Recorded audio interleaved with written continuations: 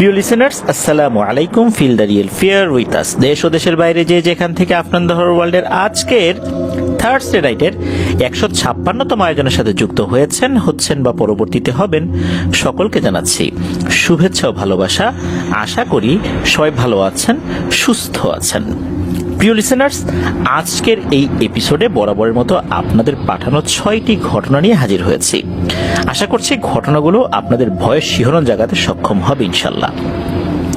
ঘটনায় চলে যাওয়ার আগে সেই কথাগুলো বলতে হয়, এই ভিডিওর লাইক বাটনে প্রেস করতে ভুলবেন না, আর এই ভিডিওর লিঙ্কটা বেশি বেশি করে শেয়ার করে দেবেন, যাতে করে অনেকেই যুক্ত হয়ে আজকের এই ঘটনাগুলো শুনে সত্যিকারের ভৌতিক ঘটনার অনুভূতি পেতে পারেন।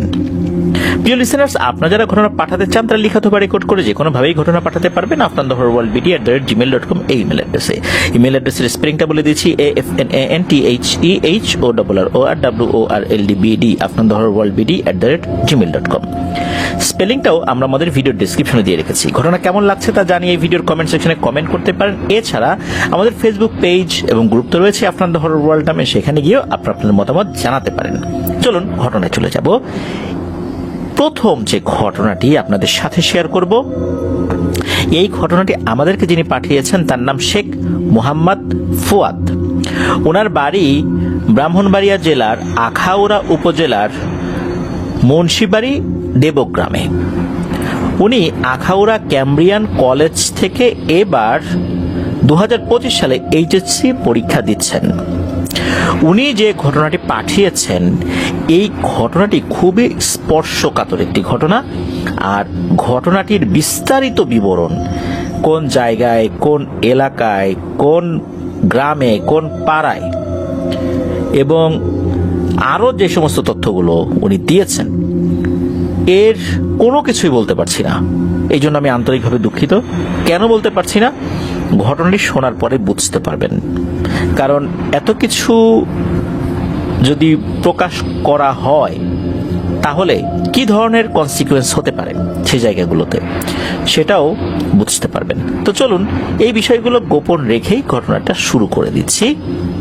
মূলত এই ঘটনার সাথে দুটো পরিবার সংযুক্ত রয়েছে। এই যে ফুয়াদ ভাই, শুধু ওনার ঠিকানাটা প্রকাশ করতে বলেছেন, এছাড়া অন্য জিনিসগুলো বলছি না। আর শফিক নামে একজনের নাম ব্যবহার করছি। নামটা ছদ্মনাম ব্যবহার করলেও ওনার মূল নামের খুব কাছাকাছি আমি ছদ্মনামটা ব্যবহার করছি। তো উনি বাংলাদেশের রিনাউন্ড একটি বিশ্ববিদ্যালয়ে ম্যাথমেটিক্সে ভর্তি হয়েছিলেন। সময়টা কিন্তু বেশি দিন আগের না, 1 বছর হবে বা তার কিছু সময় আগে হবে। একদম রিসেন্ট ঘটনাই বলতে হবে যদি আমি অন্যান্য ভৌতিক ঘটনার সময়ের সাথে তুলনা করতে চাই। উনি যখন বিশ্ববিদ্যালয়ে ম্যাথমেটিক্সে ভর্তি হন, প্রথম বছর পার করে দ্বিতীয় বর্ষে অর্থাৎ সেকেন্ড ইয়ার উনি উঠেছেন। তো একই বিশ্ববিদ্যালয়ে রসায়ন সাবজেক্টে অধ্যয়নরত আরেকটি মেয়েকে উনি পছন্দ করেন। তো ওনার যেই এলাকা, ওই এলাকাতে ওই মেয়েটারও বাড়ি ছিল, যার কারণে যখন জেনেছেন যে মেয়ের বাড়িটা ওখানে, আরো বেশি করে উনি এই বিষয়টাতে আগ্রহ প্রকাশ করেছেন। ওই মেয়েটার সাথে উনি কথা বলার চেষ্টা করতেন। তবে ওই মেয়েটা এই বিষয়গুলো খুব ভালোভাবে নেয় নাই। সে এটাকে বিরক্ত হিসাবেই নিয়েছে, কেননা মেয়েটা একটু অন্যরকম ছিল। অন্যরকম এই কারণে বলছি যে এখন দেখা যাচ্ছে যে আমাদের অনেকের কাছেই স্মার্টফোন আছে, হোয়াটসঅ্যাপ, মেসেঞ্জার, ফেসবুক আইডি, এগুলো তো আছেই। কিন্তু এই মেয়েটার সোশ্যাল মিডিয়াতে কোনো অ্যাকাউন্ট ছিল না, আর সে মোবাইল ফোনটাও ওইভাবে ব্যবহার করতো না। তবে ডিপার্টমেন্টের গুরুত্বপূর্ণ যদি কোনো জিনিস থাকতো, সেটা তার আম্মুর ইমোতে সেটা আসতো, তার বন্ধু বান্ধবরা সেখানেই পাঠাতেন। সে শুধু ইমো অ্যাকাউন্ট ব্যবহার করত, যেটা তার মায়েরই নাম্বার। সে ইচ্ছাকৃতভাবেই মোবাইল ফোন বা এই টাইপের ডিভাইস থেকে বা সোশ্যাল মিডিয়া থেকে দূরে থাকার চেষ্টা করতেন। লেখাপড়ার দিকেই তার আগ্রহটা বেশি ছিল। তো এই যে শফিক ভাই যে ওনাকে এভাবে বারবার বিরক্ত করছেন, এটা উনি ভালোভাবে নেয় নাই। প্রথম দিকে চিন্তা করেছেন যে হয়তোবা ইগনোর করলে ঠিক হয়ে যাবে, কিন্তু না, শফিক ভাই বারবার তাকে কথা বলার জন্য ইন্সপায়ার করেই যাচ্ছিলেন। মেয়েটা একটা পর্যায়ে বিরক্ত হয়ে তার পরিবারের সাথে কথা বলে।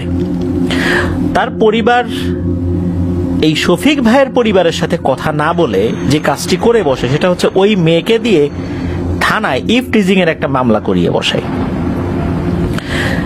শফিক ভাই উনি বাড়িতে এসেছেন যখন, ওইভাবে সময়টা তো জানতেন, কারণ ওই মেয়েটাও জানতো যে শফিক ভাই কখন বাড়িতে যাবেন।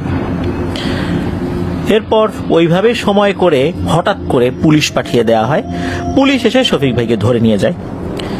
এখন শফিক ভাই যে ওই মেয়েটাকে এভাবে বিরক্ত করছেন বা তাকে উনি পছন্দ করে বারবার কথা বলার জন্য তাকে ডিস্টার্ব করছেন, এটা তো শফিক ভাইয়ের পরিবার জানতো না। তো ছেলেকে ধরে নিয়ে গেছে পুলিশে। এটা জানার পর দ্রুত শফিক ভাইয়ের মা বাবা, আত্মীয় স্বজন এবং ওই শহরের মেয়রকেও উনি নিয়ে গেছেন, পৌর মেয়রকেও উনি নিয়ে গেছেন থানায়। তো থানায় নিয়ে যাওয়ার পর পুলিশ বলছে যে যেহেতু একটা কেস ফাইল হয়ে গেছে, ইফটিজিং এর মামলায় তাকে নিয়ে আসা হয়েছে, মামলার ধারা লেগে গেছে। এখন এটা তখনই সম্ভব যদি এই মেয়েটা মামলা তুলে নেয়। এখন শফিক ভাইয়ের যিনি বাবা, উনি বলছেন যে আমার ছেলে অসম্ভব, এটা করতেই পারে না। পরবর্তীতে ওই মেয়েটা বলছে যে হ্যাঁ সে এটা করেছে, আপনি আপনার ছেলেকে জিজ্ঞেস করেন। তার ছেলেকে জিজ্ঞেস করছে তুই কি ওকে বিরক্ত করিস কিনা। তখন ছেলে বলছে ওকে আমি পছন্দ করি, ওকে আমি এই কারণে বারবার কথা বলার চেষ্টা করছি। এইটা যখন শফিক ভাইয়ের বাবা শুনছেন, তার তো লজ্জায় মাথা হেট হয়ে গেছে। তিনি ওইখানেই তার ছেলেকে বেদম পিটাতে শুরু করছেন। পিটানি দেখে পুলিশরাও গিয়ে বলছেন যে আর মেরেন না, ওটা এইভাবে মেরেন না, থানার ভিতরে বিষয়টা আসলে অন্যরকম ভাবে হয়ে যাবে, ছেলেকে শাসন করবেন। আমাদের তরফ থেকে আমরা এতটুকু কাজ করতে পারি, সেটা হচ্ছে যে ওকে আমরা কোর্টে চালান করব না, বিশেষ আইনে তাকে কিছুদিন সংশোধনের জন্য কিভাবে রাখা যায় সেই ব্যবস্থাটা আমরা করব। তো কিছুদিন সংশোধনের জন্য পুলিশরা তাদের হেফাজতে রাখেন এবং এর মধ্যে ওই মেয়েটাও দেখলো যে এই বিষয়গুলো নিয়ে বাড়াবাড়ি করলে তার ইউনিভার্সিটির বন্ধু বান্ধবরাও তাকে বিষয়টা আসলে ওইভাবে একসেপ্ট করবে না। তার এই বিষয়টা যে একই বিশ্ববিদ্যালয়ের একজন তাকে এইভাবে মামলা দিলি, সে তো তোর আহামরি কোনো ক্ষতি করে নাই, কথা বলতে গেছিল বিরক্ত, একটা সময় ঠিক হয়ে যাইতো, হয়তো মামলা দিয়ে জেলে পাঠালে ছেলেটার জীবনটা তো নষ্ট হয়ে যাবে, ক্যারিয়ার নষ্ট হয়ে যাবে। তো ওই চিন্তা করে মেয়েটাও আর এই বিষয়টা নিয়ে আগায় নাই। এই বিষয়টা এখানে সমাপ্তি হয়ে যায়। কয়েকদিন পর শফিক ভাই উনি বের হয়ে আসেন। বের হয়ে আসার পর আসলে উনি তো একদম ট্রমাটাইজ হয়ে গেছেন যে এরকম একটা ব্যাপার ঘটবে। উনি এটা চিন্তাও করতে পারেন না যে ওই মেয়ে এইভাবে তাকে ইফটিজিং এর মামলা দিয়ে হ্যারাসমেন্ট করবে বা জেলে ঢুকাবে, এরকম তো আসলে উনি ভাবেন নাই। উনি চিন্তা করছেন একটা সময় হয়তো বা মেয়েটা তার প্রতি দুর্বল হয়ে পড়বে, এরকম চিন্তা করেছিলেন। তবে তার চিন্তার সম্পূর্ণ উল্টোটা হয়েছে। যখন উনি বের হয়ে আসেন, এরপর নাকি একবার ওই মেয়ের সাথে দেখা হয়েছিল তার চলার পথে। তখন উনি বলেছিলেন যে তোর জীবনটা আমি একদম শেষ করে দিব, যেমনটা তুই আমার সাথে করলি। আমি তোর এমন তো কোনো ক্ষতি করি নাই, তুই আমার সম্মান, আমার পরিবারের সম্মান ধুলায় মিশাই দিলি, দেখিস আমি তোরে কি করি। তো এরকমটা কিন্তু বলেছিল তিনি, উনি এটা বলেছেন এবং সেটা শুনেওছে, আর ওনার সাথে ওই মেয়ের সাথে থাকার লোকজন শুনেওছে। শফিক ভাই উনি যখন বাড়িতে ফেরত আসছেন, ফেরত আসার পর উনি তার মাকে বলেন যে আমার মানসিক অবস্থা ভালো না, আমি চট্টগ্রামে ঘুরতে যাব। তো চট্টগ্রামে ঘুরতে যাবি, ভালো কথা, কার সাথে যাবি? তো শফিক ভাইয়ের এক বন্ধু ছিল, তার বাড়িও চট্টগ্রাম, মানে ওই ইউনিভার্সিটির আর কি, তার সাথে ঘুরতে যাবে। তো শফিক ভাইয়ের মা শফিক ভাইকে 20,000 টাকা দিয়েছেন যেন ভালো করে সুন্দর করে ঘুরে আসতে পারে। আর শফিক ভাইয়ের পরিবারও কিন্তু ওই এলাকার বেশ ধনী একটি পরিবার। ওই এলাকায় যদি 5 জন ধনী ব্যক্তির কথা চিন্তা করা হয়, শফিক ভাইয়ের বাবার নাম আসবে সেখানে। আবার ওই মেয়ের পরিবারও বেশ সম্ভ্রান্ত পরিবার, তারা অতটা ধনী না হলেও বেশ সম্ভ্রান্ত পরিবারই বলতে হবে, কেউ কোনো দিক থেকে কম যায় না। শফিক ভাই কি করেছেন, উনি চট্টগ্রাম চলে গিয়েছেন। চট্টগ্রামে যাওয়ার পর ওই যেই বন্ধুটা, ওই বন্ধুটা তাকে এক তান্ত্রিকের সাথে পরিচয় করায় দেয়। ওই বন্ধুর সাথে আগেই তার সাথে কথা হয়ে গিয়েছিল যে চট্টগ্রামে গিয়ে উনি কি করবেন। তো ওই তান্ত্রিকের কাছে যখন শফিক ভাই গিয়েছেন, যাওয়ার পর ওই তান্ত্রিকের সাথে কথা হয়েছে। তান্ত্রিক বলেছে ঠিক আছে, ওই মেয়েকে তুমি কি ধরনের ক্ষতি করতে চাও? তখন নাকি শফিক ভাই বলেছিলেন, ওকে আমি জানে মেরে ফেলতে চাই, ও জীবিত থাকবে, হেঁটে চলে বেড়াবে, এটা আমি দেখতে পারবো না। ও যেই কাজটা করছে এটা সহজভাবে সমাধান না করে ও ভয়ঙ্কর একটা পদ্ধতি অবলম্বন করছে। আমি কোনোভাবেই ওর বেঁচে থাকা দেখতে পারবো না। আমি মেরে ফেললে থানা পুলিশ হবে, ঝামেলা হবে। এই জন্য আমি এসব ঝামেলায় যাব না, আপনার কাছে আসছি, আপনি এটা সমাধান করেন। তখন ওই তান্ত্রিক বলেছে ঠিক আছে, ওই মেয়ের একটা ছবি দাও। ছবি ম্যানেজ করা কিন্তু কোনো ব্যাপার ছিল না, কারণ হচ্ছে ওই মেয়ে বিশ্ববিদ্যালয়ে যেহেতু পড়তো, বিশ্ববিদ্যালয়ের বিভিন্ন প্রোগ্রামগুলোতে তার ছবি ছিল। সে ফেসবুক ইউজ না করলেও তার ছবি কিন্তু তার যে ক্লাসমেট বা তার যে বন্ধু বান্ধব, তারপরে বিশ্ববিদ্যালয়ের বড় বড় যে প্রোগ্রামগুলোতে হয়েছে সেখানে সে কোথাও বসে আছে, এরকম ছবি কিন্তু পাওয়া খুব একটা কঠিন ব্যাপার ছিল না। তার ক্লাসমেটদের কাছ থেকেই হোয়াটসঅ্যাপে ছবিটা নিয়ে নিয়েছে। আর ছবি এটা তো যারা দিয়েছে তারা তো ওরকম চিন্তা ভাবনা করে দেয়নি। ছবি তো এটা অ্যাভেলেবল একটা জিনিস, এটা তো এমনটা না যে ওই মেয়ের ছবি কোথাও ছিল না। ওই তান্ত্রিক ছবি চেয়েছে এবং বলেছে 10,000 টাকা দিতে হবে, আর এক দামে একটি কালো খাসি কিনে দিতে হবে। এটাই করা হয়। ওই যে 20,000 টাকা নিয়ে গিয়েছিল শফিক ভাই, ওখান থেকে 10,000 টাকা ওই তান্ত্রিককে দেয়। খাসি কিনতে গিয়ে টাকা শর্ট করলে তার বন্ধুর কাছ থেকে ধার নেয়। এরপর তান্ত্রিককে বলে আপনি কিভাবে কাজ করবেন এটা আমাকে একটু বলেন। তান্ত্রিক বলে যে কিভাবে কাজ করব সেটা তো আমি তোমাকে বলবো না, তুমি দেখবে কাজ হয়েছে কি হয় নাই, এরপরে এসে আমার সাথে কথা বলবা। যাও, আমি কি করব কিভাবে কাজ করব এটা কোনো ব্যাখ্যা আমি তোমাকে দেব না। তো শফিক ভাই ওখান থেকে চলে আসেন। তবে মাঝখানে কয়েকদিন উনি ছিলেন, ওই বন্ধুর সাথে একটু ঘোরাফেরা করেছেন, ফোন দিয়ে বাসা থেকেও টাকা নিয়ে নিয়েছেন। ওই যেই ধারের টাকাটা তো শোধ দিতে হবে, এই জন্য। তো উনি বাসায় বেশ কয়েকদিন, হয়তো বা 1 সপ্তাহ 10 দিন পরে বাসায় ফেরত আসছেন। বেশ প্রফুল্ল চিত্তে উনি ফেরত আসছেন। তো ফেরত আসার পর ওই মেয়ের এক বান্ধবী আছে, আমি বান্ধবীর নামটা বলছি না, যেহেতু একই ডিপার্টমেন্টে এখনো সেই মেয়ে লেখাপড়া করছে, এই জন্য আমি বলছি না। যদিও বা আমাদেরকে যিনি ঘটনা পাঠিয়েছেন উনি সেই নামটাও আমাদেরকে বলেছেন। তো তার কাছে খবর নিয়েছে যে কি খোঁজ খবর। বলে যে না, ও তো ইউনিভার্সিটিতে বেশ কিছুদিন ধরে আসতেছে না, 5-6 দিন ধরে তো ওকে দেখি না, ও বাড়িতে আছে শুনছি। বাড়িতে যেহেতু আছে শুনছে, তখন ওই মেয়ের বাড়ির আশেপাশে থাকে এমন কোন লোকের কাছ থেকে খোঁজ খবর নেওয়ার চেষ্টা করছে যে ওই মেয়েটা এখন কি করে। তখন একজন লোকের মাধ্যমে, বিশেষ করে মহিলা একজন, ওই মেয়ের সম্পর্কে আত্মীয় হওয়ার নাকি, তার কাছ থেকে কিছু তথ্য জানেন। এতটুকুই জানেন যে ওই মেয়েটা নাকি অসুস্থ, এই জন্য সে বিশ্ববিদ্যালয়ে যেতে পারছে না। তো এটা শোনার পর মোটামুটি উনি একটু আশ্বস্ত হন যে কাজ মনে হয় হচ্ছে।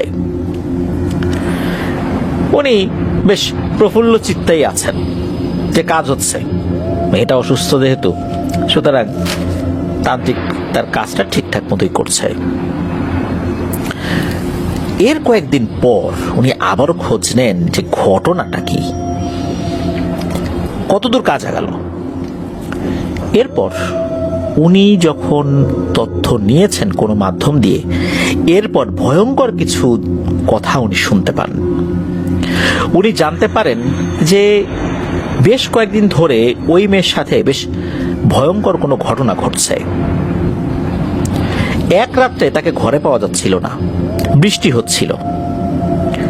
তাকে খুঁজতে খুঁজতে পাওয়া গেল একটা কবরস্থানে, 2টা জোড়া কবরের মাঝখানে সে শুয়েছিল। পুরো বৃষ্টির পানি তার শরীরের উপর পড়ছে। ওই অবস্থায় তাকে ধরে বাসায় নিয়ে আসা হয়। তার আচার আচরণে অনেক পরিবর্তন হয়েছে, কার সাথে যেন কথা বলে। তার ঘরের ভেতরে 2 জন মানুষের কথার আওয়াজ শোনা যায়, কিন্তু তার ঘরে যাওয়ার পর কাউকে দেখা যায় না, সে ঘুমাচ্ছে। এরকম করে ঘটনা তার সাথে ঘটছে। তবে এতটুকু যদি ঘটতো তাহলে তো স্বাভাবিকই বলতে হবে, কারণ কারোর উপর ব্ল্যাক ম্যাজিক করলে এরকম ঘটনা তো ঘটেই। কিন্তু না, আরো ভয়ঙ্কর কিছু হয়েছিল। খুবই বাজেভাবে তার শরীরকে সে কেটে ফেলতো। বিভিন্ন ধারালো জিনিস দিয়ে নাকি তার শরীরের উপর সে ক্রমাগত আঘাত করতে থাকতো। হঠাৎ করে এরকম করত, উপস্থিত সবাই তো চমকে যেত, আরে কি হচ্ছে। জোর করে তাকে থামানোর চেষ্টা করতো, মনে হতো যে কোনো সময় ওই ধারালো জিনিসটা তার গলায় সে নিজেই চালিয়ে দেবে। আবার রাতের বেলা নাকি ঘুম থেকে চিৎকার করে উঠতো, বলতো আমাকে বাঁচাও, আমাকে বাঁচাও, আমাকে মেরে ফেলবে, এই বলে সে কাঁদতে থাকতো। কাছে গেলে অবশ্য লোকজন কিছুই দেখতো না। আবার লোকজন কখনো কখনো তার ঘরের মধ্যে ফিস ফিস করে শব্দ শুনতো, মনে হচ্ছে কয়েকজন কথা বলছে ফিস ফিস করে। এরকম কিন্তু চলছে। বাড়িতে ফ্রিজে থাকা কাঁচা মাছ মাংস সে খেয়ে ফেলতো সবার সামনেই। এদিকে হয়েছে কি, ওই মেয়ের বাবা সে কিন্তু প্যারানরমাল কোনো বিষয় বিশ্বাস করতো না। সে চিন্তা করেছে যে তার মেয়ের মাথায় সমস্যা হয়েছে, ডাক্তার দেখাতে হবে। আর এমন পরিমাণে পাগলামি করছে, এখন পুরো দস্তুর একটা পাগলাগারদে ভর্তি করতে হবে, তাছাড়া এটা স্বাভাবিক হবে না। তো তাকে মানসিক হসপিটালে ভর্তি করানো হবে, এরকমই চিন্তা ভাবনা পরিবার থেকে করেছে। ওই পরিবারে একজন মহিলা আসছে, মেয়েটাকে দেখতেই আসছে যখন শুনেছে মেয়েটা অসুস্থ। তো ওই মহিলার সাথে আবার একটা বাচ্চা আছে, বাচ্চার বয়সটা 3-4 বছর হবে। তো যখন ওই মেয়েটাকে দেখতে গিয়েছে, দেখেছে সে তখন একটু স্বাভাবিক আছে আর কি। তখন পরিবারের অন্য সদস্যের সাথে ওই ভদ্র মহিলা কথা বলছেন। এদিকে ওনার সাথে থাকা ওই বাচ্চাটা কি হয়েছে, সে হাঁটতে হাঁটতে ওই মেয়েটার ঘরের দিকে চলে গেছে। এরপর প্রচন্ড জোরে একটা চিৎকার করেছে ওই বাচ্চা মেয়েটা। তার চিৎকারে অন্যান্যরা যখন ঢুকেছে ওই ঘরটাতে, গিয়ে দেখে ভয়ঙ্কর একটা অবস্থা। এই মেয়েটা এই বাচ্চা মেয়েটাকে এমন ভাবে চেপে ধরেছে, মনে হচ্ছে এখনই ওকে চ্যাপ্টা করে ফেলবে, এখনই ওর হাড় গোড় গুঁড়ো করে একটা ফুটবলের মতো গোল করে ফেলবে। মেয়েটা প্রচন্ড জোরে চিৎকার করছে, অনেক কষ্টে তাকে ছোটানো হয়। এই রকম আচরণ যখন হলো, তখন তো ওই মহিলা বলছে যে সর্বনাশ, এই মেয়ের তো আসলে অবস্থা ভালো না, আপনারা দ্রুত একটা ব্যবস্থা নেন, কবিরাজ দেখান। কিন্তু মেয়ের বাবা এটা দেখাবে না। ওই রাত্রে ঘটে আর একটা ঘটনা, যা ওই মেয়েটার বাবার চিন্তায়ও ছিল না। মেয়েটার বাবা গভীর রাত্রে উঠে চিন্তা করছে মেয়েটার কি অবস্থা, একটু দেখে আসি। তো উনি উঠে যখন ওই মেয়েটার ঘরে যাবেন, দরজাটা আলতো করে খোলা ছিল, দরজাটা ভেতর থেকে লক ছিল না। তো তখন উনি দেখেন কি, যে একটা কালো ছায়ার মতো অবয়ব মেয়েটার বুকের উপরে বসে আছে, আর মেয়েটার পায়ের দিকে 2টা অবয়ব দাঁড়িয়ে আছে। মনে হচ্ছে ওই অবয়বটা কিছু একটা করছে, বুকের উপর বসে বসে মনে হচ্ছে কিছু একটা খাচ্ছে, এরকম কিছু একটা হবে আর কি। তো উনি যখনই ওই দিকটাতে গিয়েছেন এবং বলছেন যে এই কে রে, কে এখানে, সাথে সাথে মনে হলো সবকিছু মিলিয়ে গেল। এই ব্যাপারটা যখন হলো, তখন উনি চিন্তা করলেন যে চোখের ভুল টুল হলো কিনা, কি দেখলাম না দেখলাম। তো এরকম জিনিস হয়েছে আর কি। তো এটা পরিবারে আলোচনা হয়েছে। তো এসব বিষয়গুলো যখন শফিক ভাই শুনেছেন, উনি নাকি খুব হাসাহাসি করেছে, দেখ ভালো হয়েছে, আমার সাথে যা করছে ওই মেয়েটা উচিত কাজ হয়েছে, ঠিক কাজ হয়েছে, এরকম বলতেছে। এর কয়েকদিন পর জানা গেল মেয়েটা মারা গেছে। আর তার মৃত্যুটা খুবই ভয়ঙ্কর ভাবে হয়েছিল। তার লাশ যখন উদ্ধার করা হয়, তখন দেখা যায় তার শরীরের অর্ধেক অংশ, মানে কোমর থেকে পা পর্যন্ত, এটা নাকি ঝুলছে। তার যে ওড়না ছিল, ওড়না তার পায়ের যেই গোড়ালি, এই গোড়ালির সাথে বাঁধা, ওড়নাটা আবার ফ্যানের সাথে বাঁধা, পা থেকে কোমর অবধি উল্টো হয়ে ঝুলে আছে। এত রক্ত পড়েছে যে পুরো ঘর রক্তে ভেসে গেছে, আর শরীরের অন্য অংশ কেটে পড়ে আছে আর এক জায়গায়। এইরকম ভাবে সে মারা যায়। কে মারল? কিন্তু দেখা গেল যে এটা সে নিজেই নিজেকে নাকি হত্যা করেছে, কারণ সে নিজেই নাকি নিজেকে দু টুকরো করে ফেলেছে ধারালো একটা জিনিস দিয়ে। কিন্তু এটা কিভাবে সম্ভব? ওখানে থাকা যে ধারালো অস্ত্র, সেটাও পরীক্ষা করে দেখা গেল এই মেয়েটা নিজেই তার শরীরে নাকি চালিয়েছে। তাহলে মেয়েটার শরীরের অর্ধেক অংশ উপরে ঝুললো কিভাবে? পরিবারে যদি এই ধরনের একটা মৃত্যু হয়, এরকম নৃশংস মৃত্যু হয়, তাহলে কোনো পরিবারের কি স্বাভাবিক থাকা সম্ভব? কোনো মা বাবার কি স্বাভাবিক থাকা সম্ভব? সম্ভব নয়। এভাবে মেয়েটির করুণ পরিণতি হলো। শফিক ভাই যখন এটা শুনেছেন, তার কোনো ভাবান্তর নাই, সে খুব খুশি হয়েছেন, চিন্তা করেছেন তান্ত্রিক কিন্তু ঠিক কাজটাই করেছে। কিন্তু মানুষের কাজের কিন্তু একটা প্রতিফল আছে, তাই না? এই যে শফিক ভাই, উনি মোটামুটি 1 মাস স্বাভাবিক ছিলেন এই মেয়েটার মৃত্যুর পর। 1 মাস পর থেকে ওনার শরীরে একটা সমস্যা দেখা দিল। ওনার শরীর বিভিন্ন জায়গায় ফোড়ার মতো গোল গোল গোটা উঠতে শুরু করেছে, প্রচন্ড যন্ত্রণা। এরই মধ্যে উনি নাকি ভয়ঙ্কর একটা স্বপ্ন দেখত। উনি স্বপ্নের মধ্যে দেখত যে 5টা অবয়ব তাকে উল্টো করে ঝুলিয়ে খুব পিটাচ্ছে, আর উনি প্রচন্ড যন্ত্রণায় কাতরাচ্ছেন। উনি ঘুম থেকে যখন জেগে উঠতেন তখন দেখতেন 5টা লোমশ অবয়ব হাতে খোলা তরবারি নিয়ে তার চারদিকে দাঁড়িয়ে আছে। উনি এটা দেখে চিৎকার চেঁচামেচি করলে অন্য জায়গা থেকে যদি লোক আসতো, তাহলে এগুলো নাকি মিলিয়ে যেত। এরকম জিনিস উনি দেখতেন। এভাবে উনার পুরো লাইফ স্টাইলটাই চেঞ্জ হয়ে যায়। উনি স্বপ্নের মধ্যে এটা দেখতেন, বাস্তবেও এটা দেখতেন। তবে পরিবারের অন্য সদস্যরা আসলে এরকমটা দেখেন নাই আর কি, যে অন্য কোনো কথাবার্তা বা শব্দ তার ঘর থেকে আসে, এরকমটা না। কিন্তু উনি এটা দেখতেন।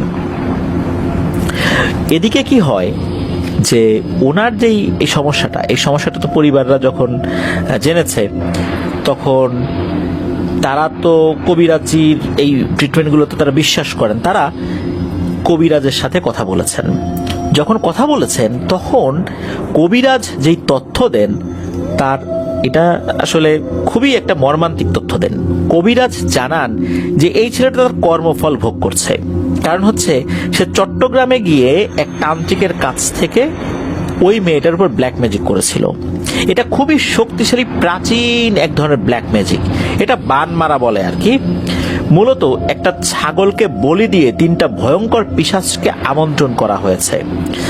আর এই কাজ করার জন্য শকুনের মাথার অংশ, 5 প্রজাতির পাখির হৃৎপিণ্ড, একটি পুতুল এবং একটি চড়ুই পাখি দিয়ে এই ব্ল্যাক ম্যাজিকটা করা হয়েছে। আর এই ব্ল্যাক ম্যাজিক একবার করা হলে তাকে বাঁচানোটা খুবই কঠিন। মূলত ওই যে পিশাচগুলো প্রতি রাত্রে শরীরের ভেতর থেকে ওই মেয়েটার বিভিন্ন অর্গানগুলো খেয়ে ফেলতো, কিন্তু ডাক্তারি ট্রিটমেন্টে সেই অর্গানগুলো আছে এটা দেখাতো, কিন্তু আসলে ভেতরে নাই। তাহলে মেয়েটা কিভাবে বেঁচে থাকতো? এটাই হচ্ছে কথা। রক্তও নাকি খেয়ে ফেলতো। এভাবেই মূলত মেয়েটাকে একটা পর্যায়ে এসে ওরা মেরে ফেলে। আর ওই যে কবরের কাছে নিয়ে যাওয়া, তারপরে বাচ্চাটাকে চেপে ধরা, এটাও নাকি ওই পিশাচদের প্রভাবেই হয়েছিল। কাঁচা মাছ মাংস খেয়ে ফেলা। আর যখন মেয়েটি মারা যায়, তখন তার শরীরের ভেতরে থাকা পিশাচটাই ধারালো একটি অস্ত্র নিয়ে মেয়েটার শরীর 2 টুকরো করে দেয়। মেয়েটা ইচ্ছা করে করেনি। আপাতত দৃষ্টিতে সেটা আত্মহত্যা মনে হতে পারে, কিন্তু এটা মোটেও আত্মহত্যা ছিল না। এরপর পিশাচটাই তার বডির অর্ধেক অংশ ফ্যানের সাথে ঝুলিয়ে দেয়। এই ঘটনা যেভাবে ঘটেছে পুঙ্খানুপুঙ্খ বিবরণ ওই মেয়ের পরিবার, বিশেষ করে ওই মেয়ের মা, ওই মেয়ের বাবা তো বিশ্বাস করতে আসলে ওইভাবে চায় নাই, মেয়ের মা এইটা আরেকজন তান্ত্রিকের কাছ থেকে তথ্য পেয়েছে যে এই ছেলেটা প্রতিশোধ নেওয়ার জন্য এই মেয়ের উপর এই কাজটা করেছে। এই কারণেই তার মা তার মেয়ের হত্যার প্রতিশোধ নেয়ার জন্য শফিক ভাইয়ের উপরে ব্ল্যাক ম্যাজিক করেছে। আর এই ব্ল্যাক ম্যাজিকটাও এমন ব্ল্যাক ম্যাজিক, এটার থেকেও বাঁচার উপায় আসলে নাই বললেই চলে। এখন এটা সমাধান কিভাবে করা যায়? বলা হলো যে শফিক ভাইকে যেভাবে ব্ল্যাক ম্যাজিক করা হয়েছে খুব দ্রুততার সাথে সে মারা যাবে। এখন শফিক ভাইয়ের মা উনি চিন্তা করলেন ছেলেটাকে তো বাঁচাতে হবে। কোন তান্ত্রিকের কাছ থেকে এই ব্ল্যাক ম্যাজিকটা করা হয়েছে, কোনোভাবে সেটা কাটানো যায় কিনা, এটার কোনো তথ্য উনি উদ্ঘাটন করতে পারেন কিনা, কোনোভাবে ওই মেয়েটার মার কাছে গিয়ে মাপটাপ চেয়ে আসা যায় কিনা। এই জন্য শফিক ভাইয়ের মা যখন খবর নিলেন, জানা গেল যে ওই মেয়েটার মা বাবা তারা ওই এলাকা ছেড়ে অন্য জায়গা চলে গেছেন, হয়তো বা ঢাকা বা অন্য কোনো জায়গায় চলে গেছেন বা দেশের বাইরেই চলে গেছেন। কারণ তাদের একটাই মেয়ে ছিল, মেয়েটার মৃত্যুর পর তারাও খুব মুষড়ে পড়েছিলেন, যার কারণে শফিক ভাইয়ের মা কিন্তু কোনো তথ্য পান নাই। শফিক ভাই উনিও কিন্তু অল্প কিছুদিনের মধ্যেই পৃথিবীর মায়া ত্যাগ করে চলে যান। আর ওনার মৃত্যুটাও খুব ভয়ঙ্কর ভাবে হয়েছিল। ওনার গলা কাটা লাশ মাটিতে পড়েছিল, দুই পায়ে এবং দুই হাতে কেউ যেন শক্ত করে ধরে রেখেছিল, সেই আলামতটাও কিন্তু পাওয়া গিয়েছিল যে ওনার হাত পায়ে আঙ্গুলের দাগ লেগেছিল। আর গলাটা এমন ভাবে কাটা হয়েছে মনে হচ্ছে কোনো মসৃণ ছুরি দিয়ে, ধারালো ছুরি দিয়ে এমন ভাবে কেটেছে যে একদম দাগগুলো মনে হচ্ছে যে এক কোপে মাথাটা আলাদা করা হয়েছে, খুবই ধারালো কোনো কিছু দিয়ে আলাদা করা হয়েছে। আসলে এই শফিক ভাইয়ের মৃত্যুটা যেভাবে হয়েছিল, ওই মেয়ের মা চেয়েছিল যেভাবে তার মেয়েকে দ্বিখণ্ডিত অবস্থায় উনি দেখেছেন, শফিক ভাইয়ের দেহটাও যেন ওইভাবে দ্বিখণ্ডিত অবস্থাতেই থাকে, এমন ভাবেই যেন ব্ল্যাক ম্যাজিকটা করা হয়। আর সেভাবেই করা হয়েছিল। এইভাবেই শফিক ভাইয়েরও করুণ পরিণতি ঘটে। প্রিয় লিসেনার্স, দেখলেন যে কোনো কিছু অতিরিক্ত মাত্রায় ভালো না। শফিক ভাই যেভাবে ওই মেয়েটাকে ডিস্টার্ব করছেন, এটাও আসলে অতিরিক্ত হয়ে গিয়েছিল। ওনার পরিবার বা ওনার যে অবস্থান, ওনার যে ব্যক্তিত্ব, তার সাথে এটা আসলে যায় নাই। কিন্তু এই বিষয়টা পারিবারিকভাবে সুরাহা না করে ওই মেয়ের মা বাবা যেটা করেছে, ওই মেয়েকে দিয়ে থানায় জিডি করিয়ে মামলা করিয়ে শফিক ভাইকে জেল হাজতে ভরেছে, মানে থানা হাজতে ভরেছে আর কি। তো এটা করতে গিয়ে শফিক ভাইকে খেপিয়ে দেয়। শফিক ভাইও উনি তান্ত্রিকের কাছে গিয়ে এই বান মেরে বসেন ওই মেয়েটাকে, যার ফলশ্রুতিতে মেয়েটাও মারা যায়। আর প্রতিহিংসার জায়গা থেকে মূলত উনি কাজটি করেছিলেন, আর প্রতিশোধের জায়গা থেকে মেয়েটির মা শফিক ভাইয়ের উপরে মরণ বান মেরেছিলেন। এভাবেই দুটো জীবনের সমাপ্তি ঘটে, দুটো পরিবারও একদম শেষ হয়ে যায়। এটা কিন্তু খুব বেশি দিন আগের ঘটনা নয়, 2024 সালের ঘটনা। আমি জায়গার নাম বলি নাই। প্রিয় লিসেনার্স, আপনারা নিশ্চয়ই বুঝতে পেরেছেন যে কেন আমি আর ডিটেলসে বললাম না, শুধু শফিক ভাইয়ের নাম বললাম। ওই মেয়েটার নামও বলেছে, মেয়েটার বান্ধবীর নামও বলেছে, ওই মেয়েটার ডিটেলস এবং শফিক ভাইয়ের ডিটেলস আমাকে বলেছে, কিন্তু সঙ্গত কারণে সেটা বলতে পারছি না। কারণ এটা বললে ওনাদের পরিবারের মধ্যে আরো বড় ধরনের কিছু সমস্যা দেখা দেবে, যেটা আসলে ভালো কিছু বয়ে আনবে না। এই জন্যই মূলত আমরা ডিটেলসে এখানে গেলাম না, শুধু যিনি ঘটনা পাঠিয়েছেন তার তথ্যগুলোই আমরা প্রকাশ করেছি। প্রিয় লিসেনার্স, আল্লাহ আমাদেরকে হেফাজত করুন। অনেক বিষয়ের সমাধান আলোচনার মাধ্যমে করা যায়, সেগুলো না করে যদি মানুষকে আমরা শত্রু বানিয়ে ফেলি, তাহলে কিন্তু সেই মানুষগুলো প্রতিহিংসার বশবর্তী হয়ে বা প্রতিশোধের নেশায় আমাদেরও ক্ষতি করে ফেলতে পারে। আর এই ধরনের ক্ষতি যদি কেউ করে, তার ইহকাল পরকাল দুই কালই বরবাদ হয়ে যাবে। আর কেউ যদি করে, নিশ্চয় তাকেও অন্য কেউ করার চেষ্টা করবে। যে করার চেষ্টা করবে তারও ইহকাল পরকাল বরবাদ হয়ে যাবে। আল্লাহ তাআলা আমাদেরকে ধৈর্য ধারণ করার তৌফিক দান করুন, আর এই ধরনের বিপদ আপদ থেকেও আল্লাহ হেফাজত করুন। আমি আসলে কাকে কি বলবো, বিশেষ করে ওই মেয়েটা, তার জন্য খারাপ লাগছে।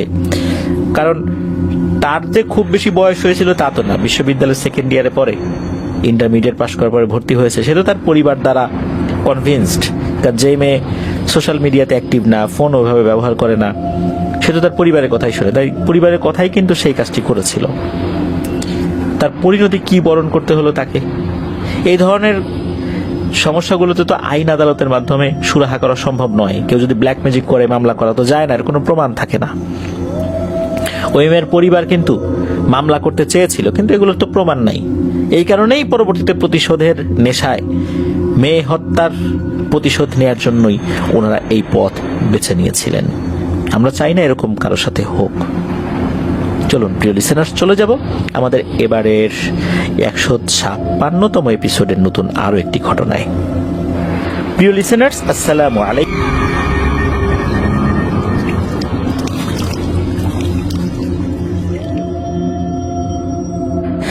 আবারও স্বাগতম জানাচ্ছি প্রিয় লিসেনার্স আমাদের থার্সডে নাইটের 156তম আয়োজনের নতুন আরো একটি ঘটনায়।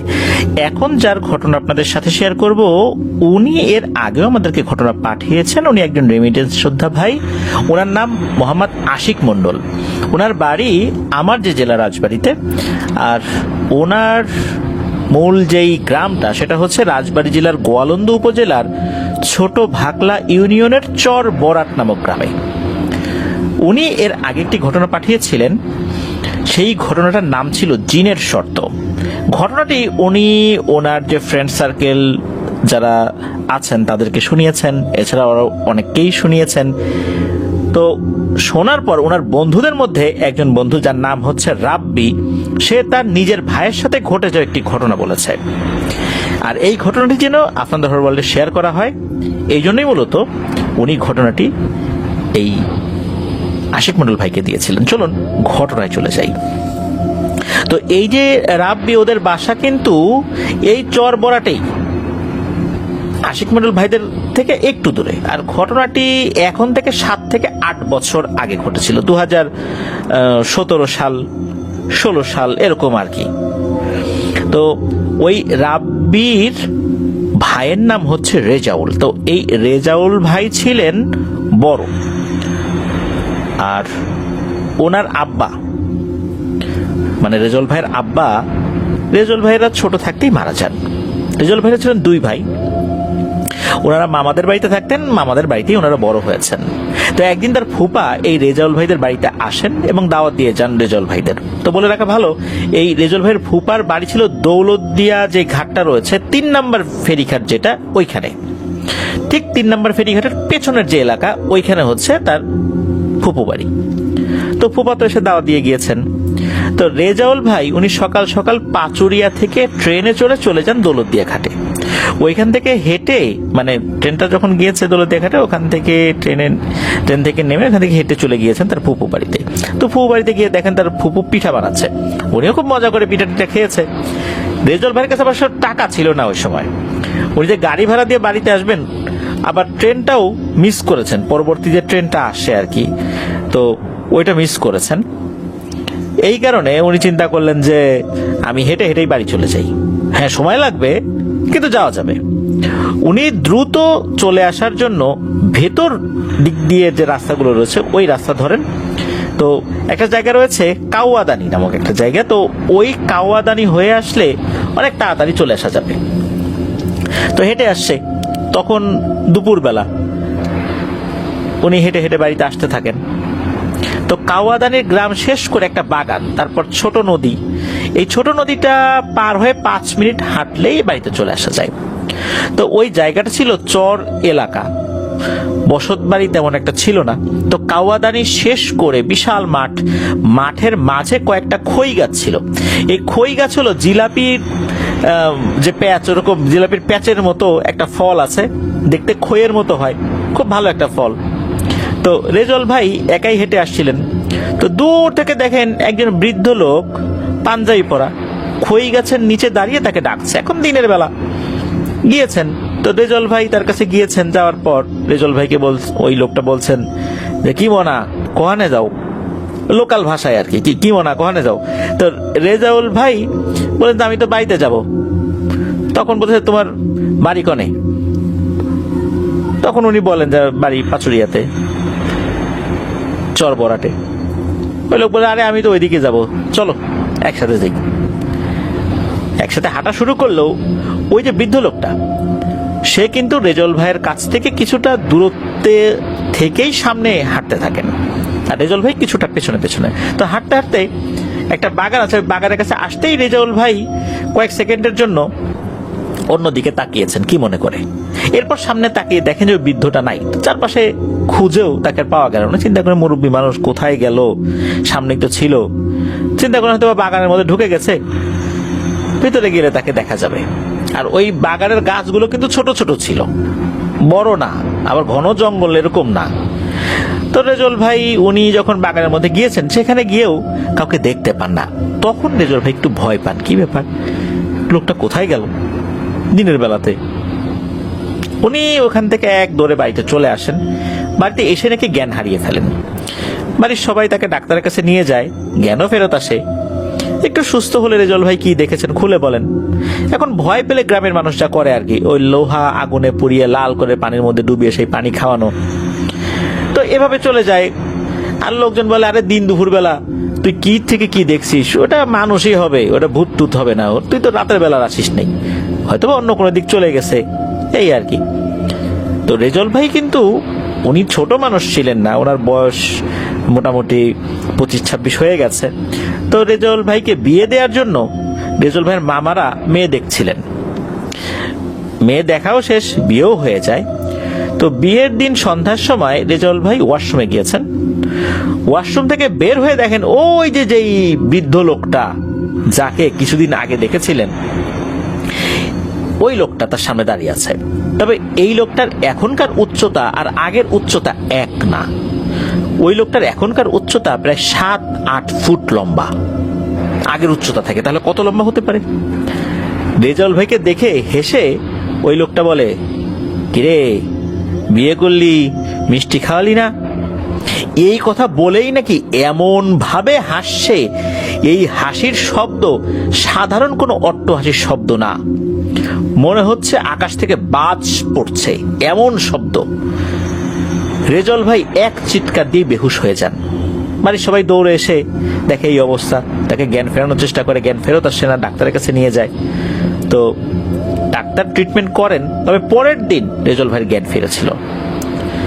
জ্ঞান ফেরত আসার পর উনি এলোমেলো কথা বলছেন এবং নতুন বউকে উনি একদম সহ্যই করতে পারছেন না। এমন অবস্থা দেখে রেজল ভাইকে কবিরাজ কাছে নিয়ে যাওয়া হয়। তখন কবিরাজ বলেন যে ওকে তো একটা বৃদ্ধ জিন ধরেছে, জিনটা অনেক শক্তিশালী আর এটাকে ছাড়ানো খুব কঠিন, আমি তো পারবই না।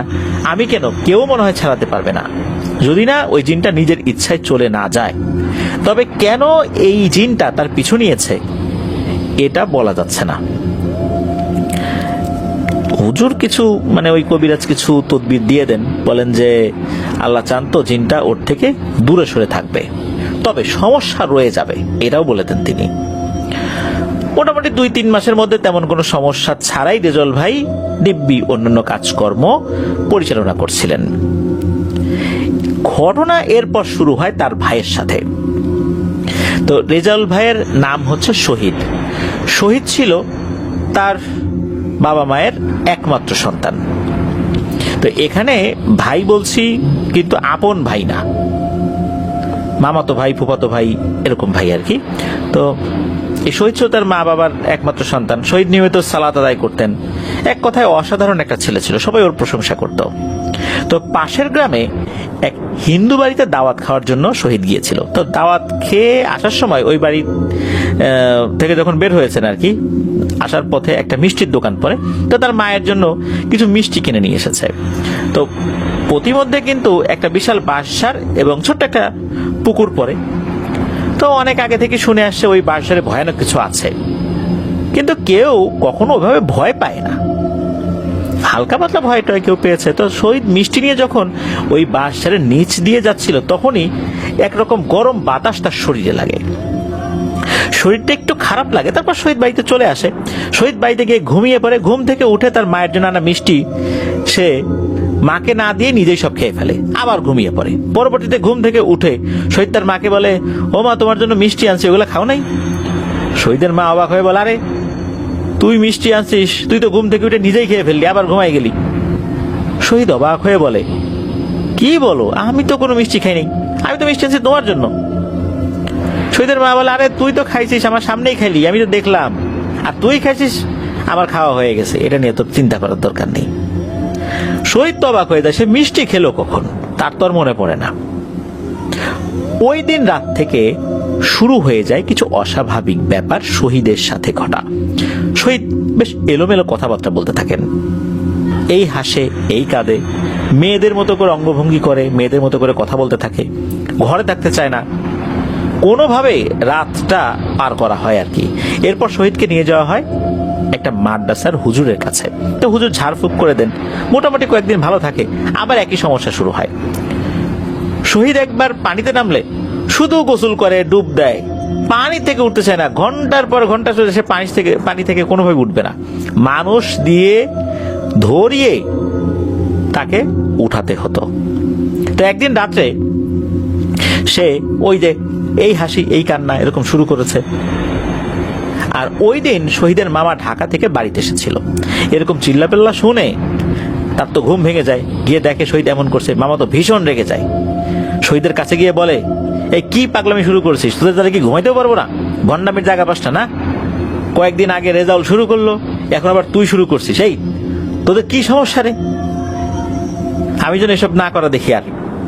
শহীদ চুপচাপ হয়ে ঘরে গিয়ে শুয়ে পড়ে, সবকিছু নীরব।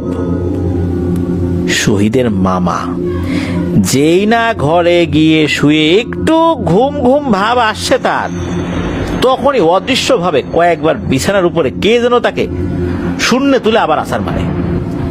অদৃশ্য মেয়েলি কণ্ঠে কেউ বলে, প্রথমবার তো সতর্ক করে দিয়ে গেলাম, আমার সাথে বেয়াদবি করবি না,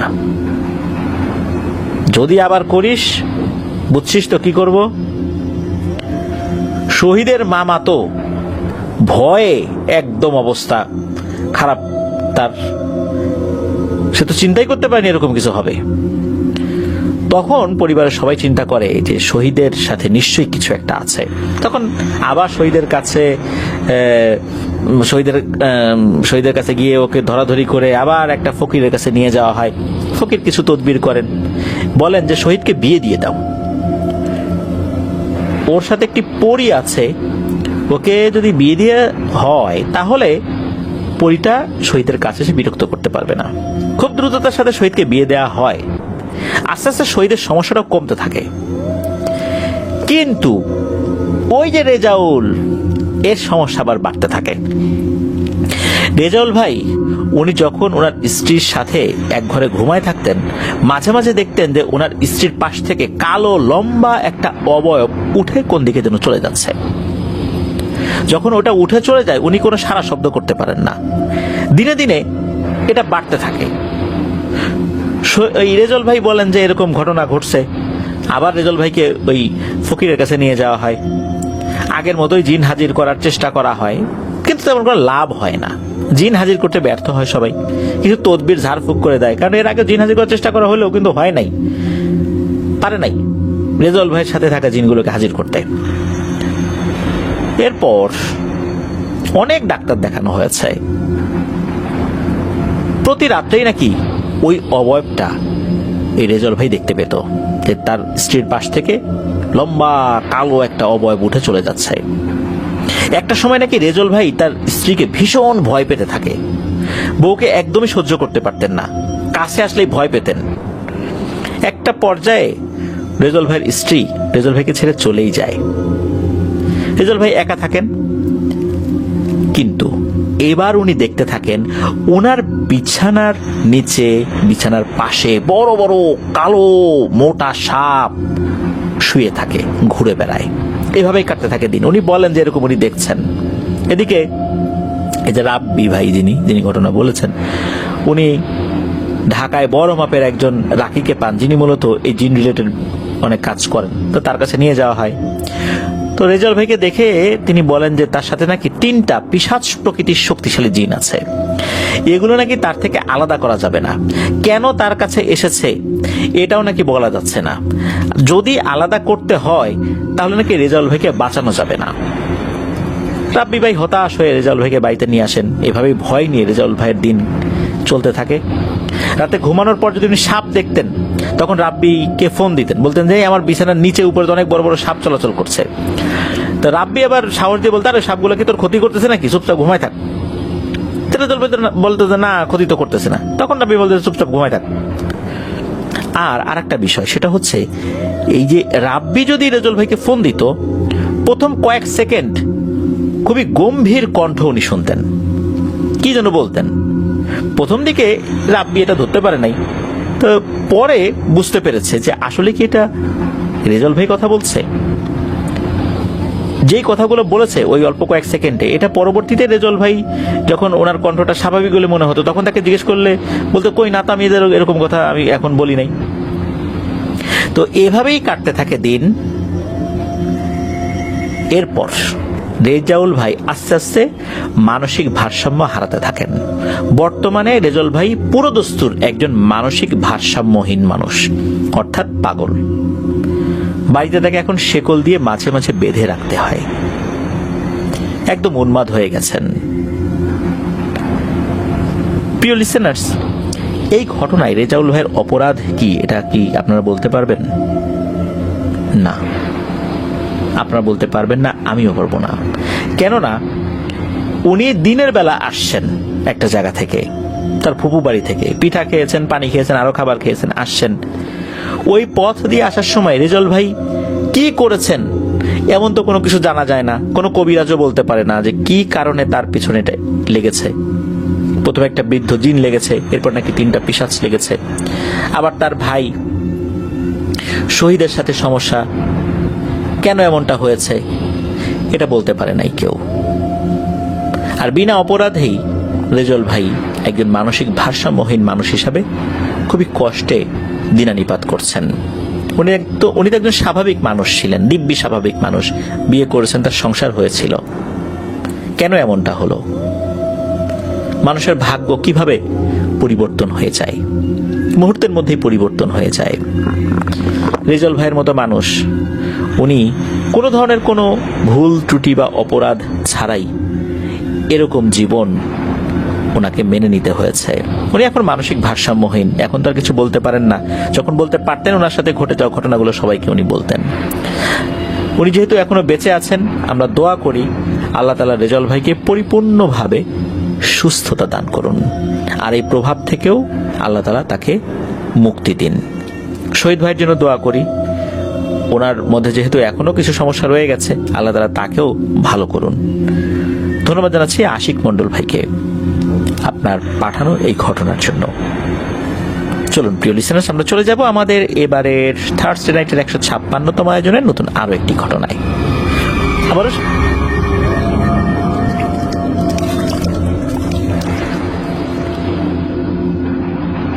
প্রিয় লিসেনার্স, এবারে যার পাঠানো ঘটনা আপনাদের সাথে শেয়ার করব, তিনি এর আগে অনেকগুলো ঘটনা পাঠিয়েছেন, এখনো পাঠিয়ে যাচ্ছেন। তিনি হচ্ছেন তাহমিদ। ওনার বাড়ি বাগেরহাট জেলার মোরেলগঞ্জ উপজেলার তেলিগাতি ইউনিয়নের তেলিগাতি গ্রামে। আমাদের 156 নম্বর এপিসোডে এবার ওনার এই ঘটনাটি আপনাদের সাথে শেয়ার করব। ওনার কিন্তু একটি ঘটনা যেটা হরর নাইট এপিসোডের 50তম আয়োজন আমরা প্রচার করেছিলাম, সেই ঘটনার শিরোনাম ছিল সাতমুনি। আর ওই ঘটনার মধ্যে এক শ্রেণীর জিনের নাম আমরা বলেছিলাম, সেটি হচ্ছে গুইয়া দেদ্দা জিন। এগুলো নাকি মাটির নিচের জিন। ওই ঘটনাটা যারা শুনেছেন তারা তো বুঝতে পারবেন, আর যারা শোনেননি তারা হরর নাইট এপিসোডের 50তম আয়োজন যেটা আমাদের ছিল সেখান থেকে তাহমিদের ওই ঘটনাটি শুনে আসতে পারেন, তাহলে বুঝতে পারবেন। তো ওই সাতমুনি ঘটনা যারা শুনেছেন তাদের নিশ্চয়ই মনে আছে যে আব্দুস সামাদ চাচা উনি স্বপ্নে দেখেছিলেন 7টি মুনি মাটি ফেরে একদিক দিয়ে বেরিয়ে যাচ্ছে। পরে দেখা যায় সেই জায়গাটা অনেকটা নিচু হয়ে গেছে। তো স্বপ্নে দেখা সেই জায়গাটাতে মুনিটা দেবে গিয়েছিল, ঠিক সেই জায়গাতেই গুইয়াদেদ্দা নামক জিনের আগমন হয়। মূলত ওই ঘটনার আরো কিছু বছর পর ঘরের স্থানটা পরিবর্তন করা হয়, কিন্তু যেই জায়গাটাতে আব্দুস সামাদ চাচা মণিগুলো মাটির নিচ থেকে চলে যেতে দেখেছিলেন সেই জায়গাতে ছোট্ট একটা ব্যারের মতো বা একটা গর্তের মতো হয়েছিল, কুয়া টাইপের জায়গা আর কি। তো ওই ঘটনার পরে ওই জায়গাটা মনে হয় আরেকটু বড় হয়ে গিয়েছে। তারপর সেটা ভরাট করার জন্য অনেক চেষ্টা করা হয়। যতই মাটি দেয়া হতো দেখা যেত সেই জায়গাটা আবার নিচু হয়ে গেছে। শুধু তাই না, সেই জায়গায় যখন পানি জমতো তখন দেখা যেত অনেক বুড়বুড়ি উঠত। আর এই বুড়বুড়ি ওঠার যে আওয়াজটা, এটা এত জোরে হতো যেটা অসম্ভব বলা চলে। অনেক চেষ্টার পরেও সেই জায়গাটা পুরোপুরি ভরাট করা যায়নি কখনো। অনেকবার চেষ্টার পর হাল ছেড়ে দেওয়া ছাড়া আর কোনো উপায় ছিল না। এই গুইয়াদেদ্দা জিন মূলত একটা সীমানা দিয়ে মাটির নিচ দিয়ে চলাচল করত। ওনাদের বাড়ির একদম সামনের উঠানের পাশে এই ঢালু জায়গাটা অবস্থিত। এটা ওনাদের বাড়ির এক সাইডের সীমান্তে আর কি। তো বাড়ির সীমানা বেয়ে বাড়ির পেছনের দিকে একটা খাল বয়ে গেছে। এই সীমানার পাশ দিয়ে চিকন একটা বের রয়েছে, যার মধ্যে বর্ষাকালে পানি থাকে আর এমনি সময় শুকিয়ে যায়। তো টের পাওয়া যেত বেশিরভাগ সময় রাতের বেলা বুড়বুড় বুড়বুড় শব্দ করে সীমানার পাশ বেয়ে মাটির নিচ দিয়ে কি যেন চলে যাচ্ছে। এমন অনেকেই কিন্তু দেখেছেন যে এরকমটা। আর ওই সময় অনেক জোরে জোরে শব্দ হতো। সবচেয়ে অবাক করা ব্যাপার হচ্ছে ওনাদের বাড়ির পেছনে একটা পুকুর রয়েছে। এই পুকুর নিয়ে মনে করা হয় এই পুকুরে গুইয়াদেদ্দা জিনের মারাত্মক প্রভাব রয়েছে। এর কারণ হলো এই পুকুরের পানি অন্য সব পুকুরের পানির চেয়ে অনেক বেশি ঠান্ডা। তবে এটা মূলত বিষয় নয়, আসল বিষয় হলো পুকুরটা তেমন বড় না, তবুও এই পুকুরে প্রতি বছর ওনারা অনেক মাছ ছাড়েন চাষ করার জন্য। কিন্তু অদ্ভুত একটা ব্যাপার দেখা যায়, বড় বড় মাছ পুকুরের পানিতে সাঁতরে বেড়াচ্ছে। জাল দিয়ে ধরতে গেলে একটা মাছও পাওয়া যেত না। দেখা যায় আধা কেজি 1 কেজি পর্যন্ত বড় বড় তেলাপিয়া মাছ সহ আরো অনেক প্রকার মাছ পুকুরের পানিতে সাঁতরে বেড়াচ্ছে। এমনও হয়েছে পুকুরের পানি স্যালো মেশিন দিয়ে সব ফেলে দেওয়া হয়েছে বা সরিয়ে ফেলা হয়েছে, পুকুর শুকিয়ে ফেলা হয়েছে, তবুও একটা মাছেরও কোনো খোঁজ নাই। পুকুরে যখন পানি আবার দেওয়া হয় বা চলে আসে পানি, দেখা যাচ্ছে সেখানে মাছ সাঁতরে বেড়াচ্ছে। আর মাছ যে চালা দিয়ে, অর্থাৎ এক পাশ দিয়ে বের হয়ে যাবে, মানে পুকুরের চালা বলি না আমরা, তো এই পার দিয়ে যে অন্য পাশ দিয়ে বের হয়ে যাবে এমন সম্ভাবনা খুবই কম, কারণ পুকুরের পাশের আইলটা অনেক মোটা। আর এই পুকুর বা তার আশেপাশে এমন কোনো মাছ খেকো প্রাণী নেই যে তারা মাছগুলো খেয়ে যায়। তাই অনেকে ধারণা করেন এখানে অন্য একটা ব্যাপার রয়েছে। তা না হলে যে মাছগুলো দেখা যাচ্ছে, দেখা অবস্থায় স্যালো মেশিন লাগানো হয়েছে, পানি সেচ দিয়ে সরিয়ে ফেলা হচ্ছে, তাহলে মাছগুলো কোথায় গেল? নিশ্চয়ই পানির সাথে বের হয়ে যাওয়া ওই অবস্থাতে সম্ভব নয় স্যালো মেশিনের পাইপের ভেতর দিয়ে। আর পানিগুলো তো অন্য এমন একটা জায়গায় পড়ছে, সেখানে যদি মাছ বের হয়েও যায় তাহলে তো সেখানে লাফালাফি করবে। আর পানি যেই পাইপ দিয়ে ঢোকে তার বাইরে একটা লোহার ছাকনি লাগানো হয়েছিল যাতে করে মাছ ঢুকতে না পারে, তবুও কোনো মাছ পাওয়া যায় নাই। তাহলে মাছগুলো কোথায় গিয়ে লুকায়, কোথায় চলে যায়, যা আজও এক রহস্য। এই মাছ হারিয়ে যাওয়ার ব্যাপারটা কিন্তু এখনো চলমান রয়েছে। আর অনেক আগে থেকেই তো ওই বাড়িতে কিছু সমস্যা রয়েছে বলে জানা যায়। তাই ধারণা করা হয় মাছ হারিয়ে যাওয়ার পেছনে ওই গুইয়াদেদ্দার রহস্যময় ব্যাপারটা রয়েছে। এটা একটা ধারণা মাত্র, তবে এই ধারণা কিন্তু একদম ফেলে দেওয়ার মতো নয়। যেই জায়গাটাতে গুইয়াদেদ্দা জিনের উৎপত্তি, সেই জায়গাটা এখনো পুরোপুরি ভরাট করা যায় নাই। ওরা নাকি এখনো চেষ্টা করে যাচ্ছেন, মাঝে মাঝে করেন আর কি, কিন্তু কাজ হয় না। এখনো গুইয়াদেদ্দা জিন ওখানে আছে কিনা শিওর ভাবে এই তাহমিদ বলতে পারেন নাই। তবে তাহমিদের আম্মু বলেন এখনো নাকি বুড়বুড় আওয়াজ শোনা যায়। আর একটা বিষয় হলো, যে জায়গাটার কথা উল্লেখ করা হয়েছে যেখান দিয়ে গুইয়াদেদ্দা জিন চলাচল করে, সেই পথ দিয়ে অনেক সময় অনেকে ঘোড়ার মতো কিছু একটা প্রাণী চলাচল করতে দেখেছে একাধিকবার। মাঝে মধ্যেই রাতের বেলা ঘোড়ার খুরের শব্দও শোনা যায়। ধারণা করা হয় এই মাটির নিচের জিন গুইয়াদের দা এরা মূলত মাছ খেকো জিন। এরা মাটির নিচে বসবাস করে, কখনো কারো সামনে আসতে চায় না। আর এর আগে উল্লেখ করা হয়েছে এরা নাকি মানুষের তেমন কোনো ক্ষতি করে না, কিন্তু যতটুকু জানা যায় এরা এই মাছ খেয়ে শেষ করে ফেলে। তো গুইয়াদের দা জিন সম্পর্কে অনেকেই জানতে চেয়েছিলেন ওই এলাকার মানুষদের ভাষ্য। তো এই জন্যই মূলত তাহমিদ গুইয়াদের দা জিন সম্পর্কে যতটুকু জেনেছেন মানুষের কাছ থেকে সেটা আমাদেরকে জানিয়েছেন, আর সেটা আপনাদের সাথে শেয়ার করলাম। তো এবার আসুন আর একটা ঘটনায় চাই। ওই তেলিগাতি গ্রামেই একজন চাচা রয়েছেন মোহাম্মদ ফজলুল শেখ, তাকে ওনারা ফজু চাচা বলেই ডাকেন। তো একদিন হাঁটতে হাঁটতে ফজু চাচা এই তাহমিদের বাড়িতে আসছেন। তার হাতে ছিল একটা লাঠি। লাঠি ছাড়া হাঁটাচলা করা তার জন্য বেশ কষ্টের। তো উনি আসার পরে কিছু কথা হলো। তাহমিদ জিজ্ঞেস করছেন যে কি হয়েছে আপনার, লাঠি নিয়ে হাঁটছেন যে, কয়েকদিন আগেও তো দেখলাম স্বাভাবিকভাবে হাঁটছিলেন, কোনো সমস্যা হয়েছে? তখন ফজু চাচা বলেন যে আর বইল না রে বাপু, সেই পুরনো ব্যথা আবার উঠছে, আর কয়েকদিন আগে আমার পা ভাঙছে, এখন তো হাঁটাচলা করা খুব কষ্ট। তখন তাহমিদ জিজ্ঞেস করছেন যে চাচা পুরনো ব্যথা মানে কি? তখন ওই ফজু চাচা বললেন, আরে বাপুরে, ভূতে গাছ থেকে ফেলে দিয়েছিল সেই ব্যথা। তখন ফজু চাচার কাছে এই বিষয়টা জানতে চাইলে ফজু চাচা উনি বলেন যে বেশ অনেকদিন আগের কথা, প্রায় 25 বছর আগে, 2000 সালের দিকে হবে আর কি, বা 1999 সালের দিকে হবে। তখন উনি গ্রামে একটা মানুষের বাড়িতে কাজ করতেন। গ্রামটার নাম হচ্ছে হাজরাখালী গ্রাম। এটা মোরেলগঞ্জ উপজেলার মধ্যেই রয়েছে। তো সেই গ্রামে একটি বড় মাঠের পাশে অনেক বড় একটা কবরস্থান রয়েছে, যেটি পরিত্যক্ত অবস্থায় ছিল অনেকটা। এটা এতটাই ভয়ঙ্কর কবরস্থান যে মানুষ না পারতে দিনের বেলা তো সেখানে যায় না, আর রাতের বেলা তো প্রশ্নই নেই। উনি একদিন কোন একটা কাজে ওই মাঠের দিকে গিয়েছিলেন। সময়টা ছিল তখন মধ্য দুপুর বা ভর দুপুর। তিনি ওখানে যাওয়ার পরপরই কেমন যেন ওনার শরীরের উপর নিয়ন্ত্রণ হারাতে থাকেন, নিজের শরীরের উপর নিজের কন্ট্রোল হারাতে থাকেন। কিন্তু তিনি সবকিছু অনুভব করতে পারছিলেন। তিনি দেখেন যে তিনি হেঁটে হেঁটে ওই গহীন কবরস্থানের ভেতর দিকে চলে যাচ্ছেন, কিন্তু কেন তিনি তা নিজেও নাকি জানেন না।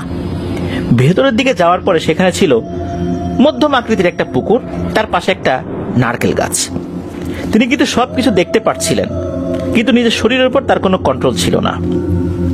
তিনি হঠাৎ সেই নারকেল গাছের কাছে যান এবং গাছে উঠতে শুরু করেন। তো চাচা বলেন যে উনি কিন্তু দেখছিলেন যে এটা মাঝারি রকমের লম্বা, ওই নারকেল গাছে কোনো নারকেলও নাই, তারপর উনি নারকেল গাছে উঠে যাচ্ছেন।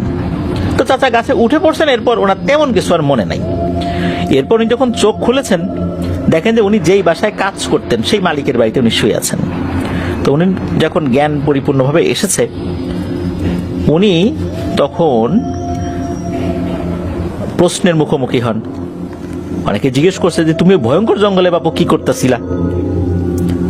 তোমাকে পাওয়া গেছে জঙ্গলের পাশে ভয়ঙ্কর কবরস্থানের মধ্যে একটা নারকেল গাছের নিচে। ওদিকে তো ভুলেও কোনো মানুষ তেমন একটা যায় না। তোমার কপালটা ভালো ছিল, যার কারণে একজন তার গরু আনতে ওই মাঠের দিকে গিয়েছিল। হঠাৎ করে নাকি তার গরু ছুটে দৌড় দেয় জঙ্গলের ভিতরে। তো যার গরু, সেই লোকটা ভাবছিল প্রথমে সে জঙ্গলের ভিতরে একা একা ঢুকবে না, একটা গরুর জন্য নিজের জীবনকে বিপদে ফেলবে না। তারপর উনি চিন্তা করেন যাই একটু ভিতরে গিয়ে দেখি, যদি গরুটা চোখে না পড়ে তাহলে চলে আসবো। এরপর নাকি উনি কিছুটা ঢুকছেন, ঢুকেই নজর যায় ওই মাঝারি আকারের নারকেল গাছটার গোড়ায়। মনে হয় কেউ গাছটির গোড়ায় পড়ে আছে, একটা উঁচু মাটির ঢিবির মতো আছে, ওর উপর কেউ উপর হয়ে পড়ে আছে। উনি প্রথমে অনেক ভয় পাইছিলেন, চিন্তা করছেন ভর দুপুর এটা কি কোনো ভূতের ফাঁদ নাকি, কারণ জায়গাটা তো ভয়ঙ্কর। তবুও উনি সাহস করে কাছে গিয়ে দেখেন আরে এ তো ফজল চাচা বেহুশ অবস্থায় পড়ে আছে। উনি চাচাকে কাঁধে তুলেছেন, তারপর নিয়ে আসছেন, আর গরুটাও ওই কাছাকাছি ছিল, দাঁড়িয়ে ছিল। তখন ফজল চাচাকে জিজ্ঞেস করা হয় যে তোমার হয়েছিল ওটা কি? তখন ফজল চাচা সব ঘটনা বলেন যে কিভাবে উনি শরীরের উপর থেকে কন্ট্রোল হারিয়ে ফেলছিলেন, আর গাছের উপরে ওঠার পর উনি কোনো অবয়ব দেখতে পান নাই। ওনার শরীরের উপর তো কন্ট্রোল ছিল না, তবে এতটুকু মনে হচ্ছে কেউ মনে হচ্ছে ধাক্কা দিছে, এরপর কিছু মনে নেই। ওনার কিন্তু মাজায় বা কোমরে প্রচন্ড ব্যথা পেয়েছিলেন উনি, তবে কোমরটা ভেঙে যায়নি। এরপর আস্তে আস্তে ব্যথা ঠিক হয়ে যায়। তবে উনি হুজুরের কাছে গিয়ে এই বিষয়ের কোনো কারণ জানতে চান নাই। এই ব্যথাটা এখনো রয়েছে, মাঝে মাঝেই এই ব্যথাটা বেড়ে যায়, তখন ওনার চলাফেরায় বেশ কষ্ট হয়। প্রিয় লিসেনার্স, এই ঘটনায় একটি ব্যাপার কিন্তু আছে, সেটা হচ্ছে আপনারা কি লক্ষ্য করেছেন এই যে এই গরুটা কেন ওই ভয়ঙ্কর জায়গার দিকে ছুটে গেল, ছুটে গিয়ে কেনই বা ওই নারকেল গাছের কাছে গিয়ে দাঁড়িয়ে গেল? আর গরুর সাথে যিনি ছিলেন উনি আবার ওই দিকটাতে গেলেন, যাওয়ার পর দেখলেন তার গরুটা নারকেল গাছের কাছে দাঁড়িয়ে আছে আর ওইখানে এই যে ফুল চাচা পড়ে আছে। ফুল চাচাকে কাঁধে নিয়ে যখন উনি হাঁটা শুরু করলেন, গরুটাও কিন্তু তার সাথে সাথে হেঁটে চলে আসছে। তাহলে গরুটা কেনই বা ওখানে গিয়েছিল, কে তাকে নিয়ে গিয়েছিল?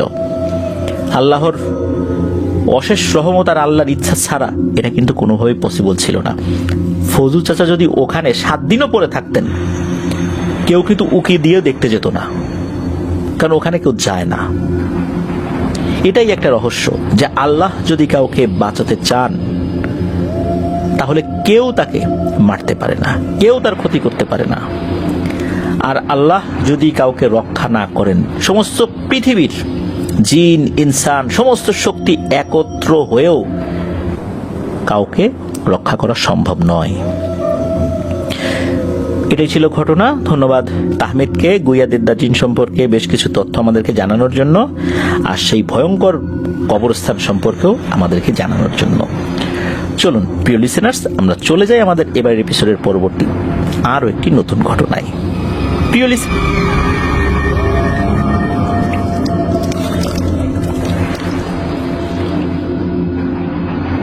ফিরে এলাম প্রিয় লিসেনার্স আমাদের থার্সডে নাইটের 156তম আয়োজনের নতুন আরো একটি ঘটনায়। প্রিয় লিসেনার্স, ঘটনাগুলো কেমন লাগছে তা কিন্তু জানিয়ে এই ভিডিওর কমেন্ট সেকশনে কমেন্ট করতে পারেন। এছাড়া আমাদের ফেসবুক পেজ এবং গ্রুপ তো রয়েছে আফনান দ্য হরর ওয়ার্ল্ড নামে, সেখানে গিয়েও আপনারা আপনাদের মতামত জানাতে পারেন। কোনো ঘটনা সম্পর্কে যদি স্পেশাল কোনো রিভিউ থাকে সেটাও দিতে পারেন। আর ঘটনা পাঠাতে কিন্তু ভুলবেন না Afnan the horror world bd@gmail.com এই ইমেল অ্যাড্রেসে লিখে অথবা রেকর্ড করে, এই দুইটার একটা করে আপনারা ঘটনা পাঠিয়ে দিতে পারবেন। অবশ্যই ইমেলের মাধ্যমে ঘটনা পাঠাতে হবে, হোয়াটসঅ্যাপ মেসেঞ্জার বা অন্য কোনো মাধ্যমে নয়। প্রিয় লিসেনার্স, ঘটনায় ঢুকে যাই। এবারের ঘটনাটি আমাদেরকে যিনি দিয়েছেন তার নাম শেখ মিকাইল আহমেদ। ওনার বেশ কয়েকটি ঘটনা ইতিমধ্যে কিন্তু আমরা প্রচার করেছি। উনি বাংলাদেশের রিনাউন্ড একটি পত্রিকায় চাকরি করছেন। এর আগে ওনার পত্রিকারই যিনি গাড়ি চালক রয়েছেন এমন একজনের কাছ থেকে কিন্তু কয়েকটি ঘটনা উনি সংগ্রহ করেছেন, সেগুলো আমরা প্রচারও করেছি। তবে এবার যে ঘটনাটি শেয়ার করব, এই ঘটনাটি ওনারই এক কলিগ যার নাম হচ্ছে আব্দুল্লাহ আল সাকিব, তার কাছ থেকে সংগ্রহ করেছেন। এই সাকিব ভাইয়ের বাড়ি বগুড়া জেলার শেরপুর উপজেলার সীমাবাড়ি ইউনিয়নের সদর হাসরা দক্ষিণ পাড়া গ্রামে। ঘটনাটি ওই গ্রামেরই ঘটনা। তো ঘটনাটি মূলত এই সাকিব ভাইয়ের ছোট বোন রুমিকে নিয়ে। মূল ঘটনাটা শুরু হয় 2000 সালের শুরু থেকে। ওনার ছোট বোনের বিয়ে হয় নাসিম নামে এক ভদ্রলোকের সাথে। তো বিয়ের 1 মাস পর বাড়িতে বেড়াতে আসছে। বাড়িতে বেড়াতে আসার পর এই রুমি আপু জেদ ধরেছে যে উনি ঘুরতে যাবেন। বাড়ির মুরব্বীরা বলছে যে নতুন বিয়ে হলে বেশ কিছুদিন এলোমেলোভাবে ঘোরাফেরা করা উচিত নয়, এতে কিছু সমস্যা হতে পারে। এদিকে রুমি আপু উনি তো জেদ ধরে বসে আছেন যে যাবেনি। বাড়ির লোকজন বলছে যে এখন যাস না, পরে যাস, কিন্তু না, উনি যাবেনি। এখন গ্রামের ময় মুরব্বীরা তো অনেক কথাই বলেন, ম্যাক্সিমাম কুসংস্কার, এরকম চিন্তা করেই আসলে রুমি আপু তার হাজবেন্ডের সাথে বের হয়েছেন। তোমার হাজবেন্ডের বাইক ছিল, বাইক নিয়ে দুইজন বের হয়েছেন। তো ওনারা যখন বের হয়েছেন, আসরের আজান নামাজ হয়ে গেছে, মোটামুটি 15-20 মিনিট হবে, এইরকম সময়ে ওনারা বের হয়েছেন। তো ওনারা কিন্তু যেই পথ দিয়ে যাচ্ছিলেন ওখানে একটা গ্রাম রয়েছে, গারোই নামক একটা গ্রাম। তো ওখানে একটা শ্মশান ঘাট রয়েছে, শ্মশান ঘাটের পাশে একটা বড় মাঠ আছে।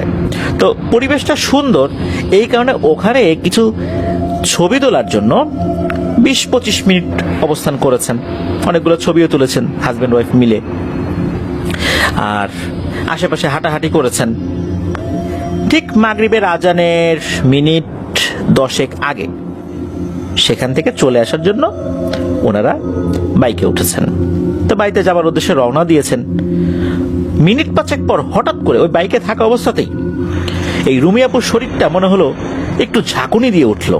ওনার মাথা ঝিমঝিম করছে, কেমন যেন লাগছে। তো এটা অবশ্য ওনার হাজবেন্ড এই নাসিম ভাইকে বলেছেন।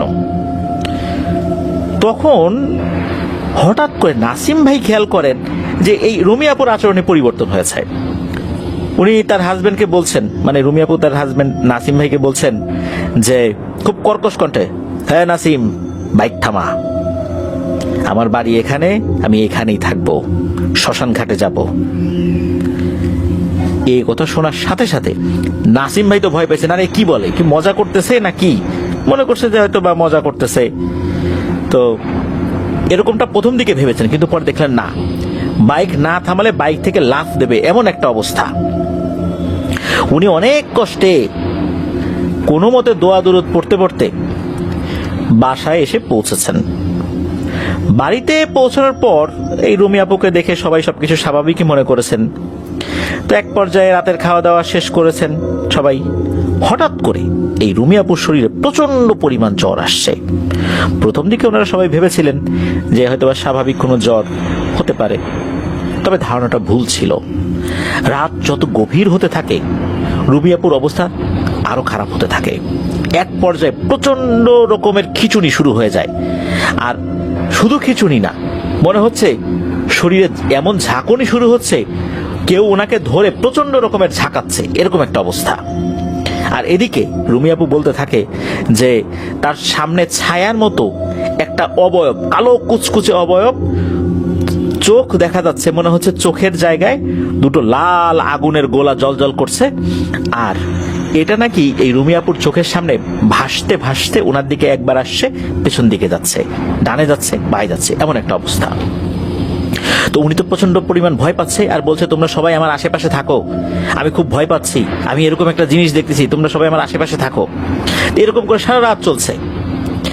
ওই ছায়াটা নাকি একবার রুমি আপুর কাছে আসে, আবার দূরে চলে যায়। তো এভাবে চলতে চলতে সকাল হয়েছে। আর উনি এই ভয়ঙ্কর জিনিসটা দেখছেন আর চিৎকার করছেন, সবাইকে বলছেন। বাড়ির সবাই তো বুঝতে পেরেছেন যে এটা এখন আর কোনো স্বাভাবিক পর্যায়ে নাই। ওনাদের পাশের গ্রামে একজন কবিরাজ চাচা ছিলেন। আর এই চাচাটা সম্পর্কে ওনাদের দুঃসম্পর্কে আত্মীয় হয়। সকাল হলে সবাই মিলে রুমি আপুকে নিয়ে সেই কবিরাজ চাচার কাছে যাওয়া হয়, সব ঘটনা খুলে বলা হয়। তো চাচা যতগুলো কবিরাজি আমল জানতেন, তদবির জানতেন, সবকিছুই প্রয়োগ করেছেন। ঝাড়ফুঁক, পানি পড়া, তেল পড়া, এগুলো করেছেন। এরপর চাচা বললেন যে হ্যাঁ, ইনশাল্লাহ এখন সব ঠিক হয়ে যাবে, আর কোনো সমস্যা হবে না। প্রাথমিকভাবে জিনটাকে তাড়াতে আমি পেরেছি, আলহামদুলিল্লাহ। আর উনি কিছু আমল দিয়ে দেন, 5 ওয়াক্ত নামাজ পড়তে বলেন এবং বাসা বাড়ি খুব পরিষ্কার পরিচ্ছন্ন পাক পবিত্র রাখতে বলেন, সবসময় ওযু অবস্থায় থাকতে বলেন। তো এই কিছু পরামর্শ কবিরাজ চাচা দিয়ে দেন। এরপর রুমি আপুকে সেখান থেকে বাসায় নিয়ে আসা হয়। সবাই চিন্তা করেছিলেন যে যাক, ঝামেলা চলে গেছে। এটা মনে করার পিছনে কারণও ছিল, কারণ ওই রাতটা একদম স্বাভাবিকভাবেই কেটেছে, পরের দিনটাও স্বাভাবিকভাবে কেটেছে। এভাবে 1-2 দিন চলে গেছে। কয়েকদিন যাওয়ার পর সন্ধ্যার দিকে এই সাকিব ভাইয়ের মা যখন রান্না করছিলেন, হঠাৎ করেই এই রুমি আপু তার মাকে ডাক দিয়েছে যে মা, আমি তেলে ভাজা ইলিশ মাছ খাবো। সাধারণত উনি কখনো এভাবে বলতেন না, মানে রুমি আপু এভাবে বলতেন না। তো তারপরেও যেহেতু বলছে, তখন ফ্রিজ থেকে ইলিশ মাছের যে কাটা টুকরোর প্যাকেট ছিল, ইলিশ মাছ আনার পর টুকরো টুকরো করে কয়েকটা করে প্যাকেটে রেখে দেওয়া হয়েছিল। তো উনি একটা প্যাকেট বের করে পানিতে ডুবিয়ে সেটা ছাড়িয়ে খুব সুন্দর করে তেলে ভেজে দিয়েছেন, কড়া করে ভেজে দিয়েছেন। মাছ ভাজা নিয়ে রুমি আপু জানালার পাশে খাটের উপর গিয়ে বসেছেন। উনি খুব মজা করে ইলিশ মাছ খাচ্ছেন। জানালার পাশে একটি বড় আম গাছ ছিল। আম গাছের একটি ডাল জানালা বরাবর অবস্থান করছে। তা আম গাছের পাশ দিয়ে একটি সরু রাস্তা চলে গিয়েছে, পাশে একটা বাগান আছে, ওই বাগানের দিকে। সেই রাস্তা দিয়ে কেউ আসা যাওয়া করলে ওই জানালা দিয়ে খুব সহজেই দেখা যায়।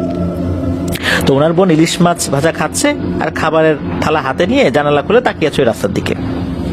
কিছুক্ষণ পরই এই রুমি আপু উপলব্ধি করতে পারেন যে একটি কালো অবয়ব হেলে দুলে ওই জানালার পাশ দিয়ে হেঁটে আসছে আর রুমি আপুর দিকে তাকিয়ে আছে। তো ওনার বোন অবাক হয়ে তাকিয়ে আছে যে কিরি এটা কি, কে আসছে। আসলে মূলত উনি এক মায়াজালে আবদ্ধ হয়ে গেছেন। উনি ওটার দিকে তাকিয়েই আছেন, অথচ ওটার দিকে কিন্তু ভয় পাওয়ার কথা, কিন্তু না, উনি তাকিয়ে আছেন। কিছুক্ষণ পর রুমি আপুর ঘোর কাটে, উনি চমকে ওঠেন। আর তখন একটা ভয়ঙ্কর বিষয় উনি উপলব্ধি করেন, যে আম গাছের ডালটা জানালা বরাবর ছিল, সেই ডালের উপর ওনার চোখ পড়েছে। উনি দেখতে পান যে বড় দুটি অস্বাভাবিক রকমের পা জানালা বরাবর ঝুলে আছে। আমরা যেভাবে ডালের উপর ঝুলে বা বসে পা ঝুলাই, এক পা সামনে যায় আর এক পা পিছনে যায়, এইভাবে কেউ পা ঝুলাচ্ছে। আর এই পা দুটো স্বাভাবিক কোনো পা নয়, পা দুটো উল্টো দিকে ঘোরানো। উল্টো দিকে ঘোরানো উনি কিভাবে বুঝলেন? কারণ হচ্ছে উনি যখন গাছের উপর দিকে তাকিয়েছেন, দেখলেন এই পায়ের সাথে যে বডিটা, মানে যেই শরীরের অংশ এই দুইটা পা, বডিটা যেদিকে, পায়ের গোড়ালিটা তার উল্টো দিকে। আর এই বডিটা কালো কুচকুচে একটা অবয়বের মতো, এর চোখ দুটো লাল রক্তের মতো জল জল করছে, আর রুমি আপুর দিকেই বড় বড় চোখ করে তাকিয়ে আছে। আর তখন ওই অবয়বটা এক হাত লম্বা করে বাড়িয়ে দিয়ে রুমি আপুকে বলছে, কিরে মাছ ভাজি আমাকেও একটু দে, আমিও ইলিশ মাছ ভাজি খাবো। উনি যখন এটা শুনেছেন, কয়েক সেকেন্ডের জন্য বাকরুদ্ধ হয়ে যান। উনি কিন্তু ওই অবয়বটার দিকে তাকিয়ে আছেন। এরপর যখন একটু হুঁশ ফিরেছে, তখন প্রচন্ড জোরে একটা চিৎকার দিয়ে একদম ওনার মায়ের কাছে চলে গেছেন। ওনার মাকে সব ঘটনা খুলে বলেন। রুমি আপু তো প্রচন্ড ভয় থরথর করে কাঁপছেন। ওই রাত্রে ওনারা সবাই মিলে রুমি আপুকে আবার পাহারা দেওয়ার মতো করে রাখেন সকাল হওয়া অবধি। তবে ওই রাতে গুরুতর কোনো সমস্যা হয়নি। সকাল হওয়ার পর ওনারা রুমি আপুকে ভালো কোনো কবিরাজ দেখাবেন এই উদ্দেশ্যেই ওনারা বেরিয়ে পড়েন। রাতে ওনারা পরামর্শ করেছিলেন যে সাধারণ কবিরাজি বিদ্যা দিয়ে রুমি আপুর এই সমস্যা দূর করা সম্ভব নয়। তো একজন পরিচিত কবিরাজ ছিলেন এই সাকিব ভাইয়ের ছোট ফুকুর, তার কাছে খবর পাঠানো হয়। উনি আসেন, অবশ্য সব ঘটনা খুলে বলা হয়। কবিরাজ শুনে বুঝতে পারেন এটা কোনো খারাপ জিনের প্রভাব। পরে কবিরাজ গোল বৃত্তের মাঝে রুমি আপুকে বসান, ওনার মতো করে চিকিৎসা শুরু করেছেন। তো চিকিৎসা করার মাধ্যমে সেই জিনটাকে বোতল বন্দি করতে সক্ষম হন। এখানে প্রিয় লিসেনার, সবচেয়ে একটা অদ্ভুত ব্যাপার রয়েছে, সেটা হলো যে এই যে সাকিব ভাই, উনি বলছেন যে একটি সাদা কাচের বোতলে নাকি জিনটাকে বন্দি করা হয়েছিল। তো ওনারা সকলেই দেখতে পাচ্ছিলেন যে ওই কাচের বোতলের মধ্যে কালচে রকমের কোনো কিছু একটা নড়াচড়া করছে। কবিরাজ একটা অদ্ভুত বর্ণনা দেন। কবিরাজ বলেন যে এই রুমি আপু এবং ওনার হাজবেন্ড নাসিম ভাই, ওনারা যখন বের হয়েছিলেন ঘুরতে, মূলত ওই সময়টা ছিল অমাবস্যার তিথি, মানে অমাবস্যার সময়টা শুরু হয়েছে। আমাদের রাত হলে অমাবস্যা মনে করি, বিষয়টা এরকম না, কারণ অমাবস্যার সময়টা শুরু হয় আরো আগে থেকে। আর সন্ধ্যার একটু আগে মূলত ওনারা ওই শ্মশানের ওই দিকটাতে গিয়েছেন। আর ওখানে ওই অমাবস্যার রাত্রে অনেক জিন এসে রিচুয়াল করে। আর এই সন্ধ্যার পর রিচুয়ালের জন্যই অনেক জিন বিভিন্ন জায়গা থেকে এই শ্মশান ঘাটে উপস্থিত হচ্ছিল। সেই সময় এই রুমি আপু এবং ওনার হাজবেন্ড নাসিম ভাই ওখানে গিয়েছেন ছবি তোলার জন্য, ঘোরাঘুরি করতেছে, একবার এখান থেকে ওখানে যায়, ওখান থেকে ওখানে যায়। এই কারণে ওই জিনগুলো বিরক্ত বোধ করে, এক পর্যায়ে রাগান্বিত হয়, কি রে এরা এক জায়গায় দাঁড়ায় থাকে না, বারবার একবার এখানে একবার ওখানে যাচ্ছে। আর এই কারণেই মূলত একটা জিন খুব ক্ষিপ্ত হয়ে এই রুমি আপুর উপর ভর করে, রুমি আপুকে কষ্ট দেওয়া শুরু করে। পরে সেই জিনটাকে হাজির করা হয়। তো জিনটা তো যেতে চায় না, স্বাভাবিকভাবে যেতে চাবে না, ভয় ভীতি দেখানো হয়, যেতে চায় না। উল্টো আরো বলে যে সে নাকি আরো বড় ক্ষতি করবে রুমি আপুর। শেষ পর্যন্ত ওই জিনটাকে বন্দি করতে সক্ষম হন। তবে কবিরাজ বলেছিলেন জিনটা ওরকম শক্তিশালী না, ওরকম শক্তিশালী হলে এত সহজে বন্দি করা যেত না। তো এরপর আরো কিছু আমল দিয়ে দেয়। তবে সাকিব ভাই নাকি জানিয়েছেন যে কিছু কিছু সমস্যা এখনো রুমি আপুর সাথে রয়ে গেছে, আস্তে আস্তে স্বাভাবিক হচ্ছে, আলহামদুলিল্লাহ এখন অনেকটাই স্বাভাবিক, তবে কিছু রয়ে গেছে এখনো। সাকিব ভাই ওনার বোনের জন্য দোয়া চেয়েছেন, আমরা দোয়া করি আল্লাহ তাআলা তাকে পরিপূর্ণ সুস্থতা দান করুন। এটাই ছিল ঘটনা। ধন্যবাদ জানাচ্ছি শেখ মিকাইল আহমেদ ভাইকে। শেখ মিকাইল আহমেদ ভাইয়ের বাড়ি কিন্তু মাগুরাতে। ওনার বেশ কয়েকটা ঘটনা ইতিমধ্যে আমরা প্রচার করেছি, আলহামদুলিল্লাহ। উনি আরো ঘটনা পাঠাচ্ছেন আমাদেরকে, ঘটনাগুলো বেশ ভালো লাগছে। আগের যে ঘটনাগুলো পাঠিয়েছেন সেগুলো, এটাও ভালো লাগলো। প্রিয় লিসেনার্স, এই যে সময়টা অমাবস্যা পূর্ণিমার যে সময়গুলো, এই সময় কিন্তু এই ধরনের জায়গাগুলোতে আমাদের যাওয়া উচিত নয়। গেলে কিন্তু বড় ধরনের সমস্যা হতে পারে। বিশেষ করে নারী এবং শিশুরা সবচাইতে বেশি বিপদগ্রস্ত হতে পারেন। এই জন্য আমাদেরকে সতর্ক থাকতে হবে। চলুন প্রিয় লিসেনার, চলে যাব আমাদের এবারের থার্সডে নাইটের 156তম আয়োজনের নতুন আরো একটি ঘটনা।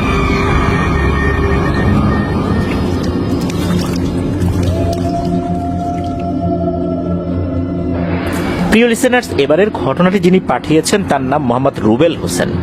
উনি একজন রেমিটেন্স যোদ্ধা ভাই, রয়েছেন বর্তমানে সৌদি আরবের রিয়াদ শহরে। ওনার বাড়ি নওগাঁ জেলার রানীনগর উপজেলার 2 নং কাশিমপুর ইউনিয়নের চকাদিন গ্রামে। ওনার আরো কয়েকটি ঘটনা আমরা প্রচার করেছি থার্সডে নাইটের 146তম এপিসোডে এবং থার্সডে নাইটেরই 150তম এপিসোডে। চলুন এবারের ঘটনায় চলে যাই। শুরু করছি আমাদের থার্সডে নাইটের 156তম এপিসোডের নতুন আরো একটি ঘটনা। তো উনি ছোটবেলা থেকে বেশ সাহসী মানুষ হিসাবে ভাবতেন নিজেকে। এই চিন্তা করে উনি সিদ্ধান্ত নিয়েছেন কবিরাজি শেখা যায় কিনা। তো ঘটনাটি ওনার সাথে ঘটে 2011 সালের ফেব্রুয়ারি মাসে। ওনাদের এলাকায় একজন কবিরাজ ছিল, তার নাম হলো মোহাম্মদ করিম। কবিরাজ হিসাবে সে খুব একটা ভালো না, উপকারও করত ক্ষতিও করত। তো একদিন ওনাদের এলাকার একটি চায়ের দোকানে বসে ওই কবিরাজ আর এই রুবেল ভাই চা খাচ্ছিলেন। নিজে থেকেই বললেন যে দাদা আমাকে কবিরাজি শেখাবেন। তখন এই কথা শুনে কবিরাজ বলে, এই তোর নাম কি, তোর বাবার নাম কি? উনিও সরল বিশ্বাস এটা বলে দিয়েছেন, মানে রুবেল ভাই বলে দিয়েছেন আমার নাম রুবেল, আমার বাবার নাম এটা। তখন ওই কবিরাজ বলছে যে শ্মশানে গিয়ে লাশের মাথা কেটে আনতে পারবি? এই কথা শুনে রুবেল ভাই বলছেন যে কি বলেন দাদা, কবিরাজি শিখতে পারলে লাশের মাথা কাটতে হয় নাকি? তখন কবিরাজ বলে এটাই নিয়ম, আমি যখন শিখছি আমিও লাশের মাথা কেটে এনে আমি আমার ওস্তাদের কাছে দিয়েছি, তারপর আমাকে শিখিয়েছে। তুই ভয় পাস না, কি কি করতে হবে আমি সব শিখিয়ে দেব। তখন রুবেল ভাই বললেন যে না রে দাদা, আমি এসব শিখবো না, এত সাহস আমার নাই। সাহসী নিজের দাবি করি, কিন্তু এত সাহস নাই যে শ্মশানে গিয়ে লাশের মাথা কেটে আনবো।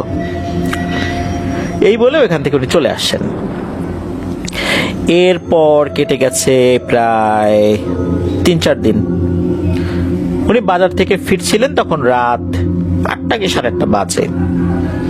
তখন তো ফেব্রুয়ারি মাস, শীত তো আছেই। এশার আজান হয়ে যায় তো 7টার পরপরই। 8টা 8:30 মানে তখন এশার আজানও হয়ে গেছে, মসজিদগুলো বন্ধ হয়ে গেছে, লোকজনও বাড়িতে ফেরত আসে। শীতকালে তো মানুষ একটু তাড়াতাড়ি ঘরে ঢুকে যায়। তো ওনাদের যে বাজার, এই বাজারটার নাম হচ্ছে ত্রিমোহিনী বাজার। তো এই ত্রিমোহিনী বাজারের পাশেই ওই কবিরাজের বাড়ি। সে বাজার থেকে আবার ওনাদের বাড়ি, মানে এই যে রুবেল ভাইদের বাড়ি হচ্ছে 1 কিলোমিটার রাস্তা। ওনাদের পাড়ার নাম হচ্ছে চকাদিন আলোপাড়া। তো বাজার থেকে 100 মিটার দূরে যখন উনি আসছেন, তো ওইখানে একটা মন্দির রয়েছে। তো ওই মন্দিরের পাশ দিয়ে যেতে হয়, অনেকবার গেছেন ছোটবেলা থেকে ওই পাশ দিয়ে, কখনো কোনো সমস্যা হয়নি। তো যখন ওই মন্দিরের পাশ দিয়ে উনি যাচ্ছেন, হঠাৎ করে দেখলেন যে একটা নারী অবয়ব, ঝুমুরের যে আওয়াজ হয় ঝনঝন, ওরকম আওয়াজ হচ্ছে। তো খুব কাছ থেকেই ওই অবয়বটাকে দেখেছেন। দেখলেন যে এই নারী অবয়বটা একদম কালো কুচকুচে রঙের, তবে চেহারাটা যে ভয়ঙ্কর তা না। আর তার এক হাতে আলো মনে হচ্ছে আছে। এই আলোর যে বের হচ্ছে হাত থেকে আলো, এই আলোর যে উৎস কি, কিসের থেকে, এটা কিসের, কোনো লাইট না অন্য কিছু, এটা আসলে ওইভাবে উনি বুঝতে পারছেন না। হালকা আলো বের হচ্ছে, এটা উনি দেখলেন যে এই মেয়েটা হাঁটতে হাঁটতে চলে গেল। ভয় পাইছেন বিষয়টা এরকম না, কারণ চেহারা তোর ভয়ঙ্কর না, স্বাভাবিক 8-10টা মেয়ের মতোই দেখা যাচ্ছে। হঠাৎ করে মনে হলো পেছন থেকে একটা আওয়াজ আসছে, খসখস আওয়াজ, মনে হলো পেছনে কেউ আছে।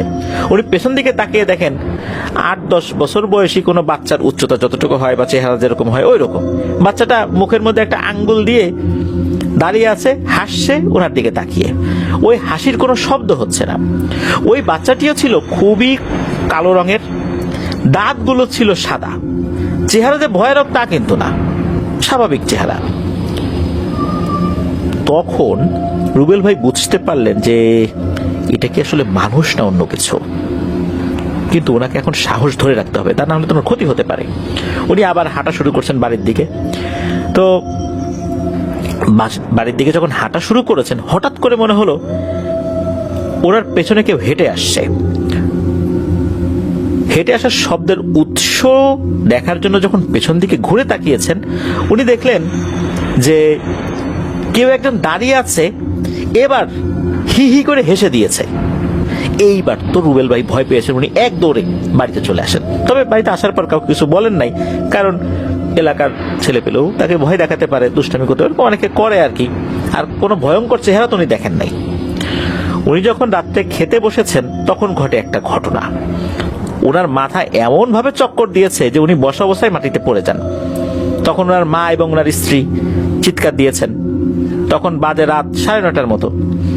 ওনার পরিবারের কেউ কিন্তু বুঝতে পারেনি আসলে ওনার সাথে কি হচ্ছে বা কি হয়েছে। চিৎকার শুনে আশেপাশে যারা প্রতিবেশী ছিল তারাও ছুটে এলো, সান্ত্বনা দিচ্ছে, চিন্তা করো না, ডাক্তারকে ফোন দিচ্ছি, দেখি কি করা যায়। এদিকে ওই সময় রুবেল ভাইকে হসপিটালে নিয়ে যাওয়ার জন্য গাড়ি ঠিক করা হয়েছে।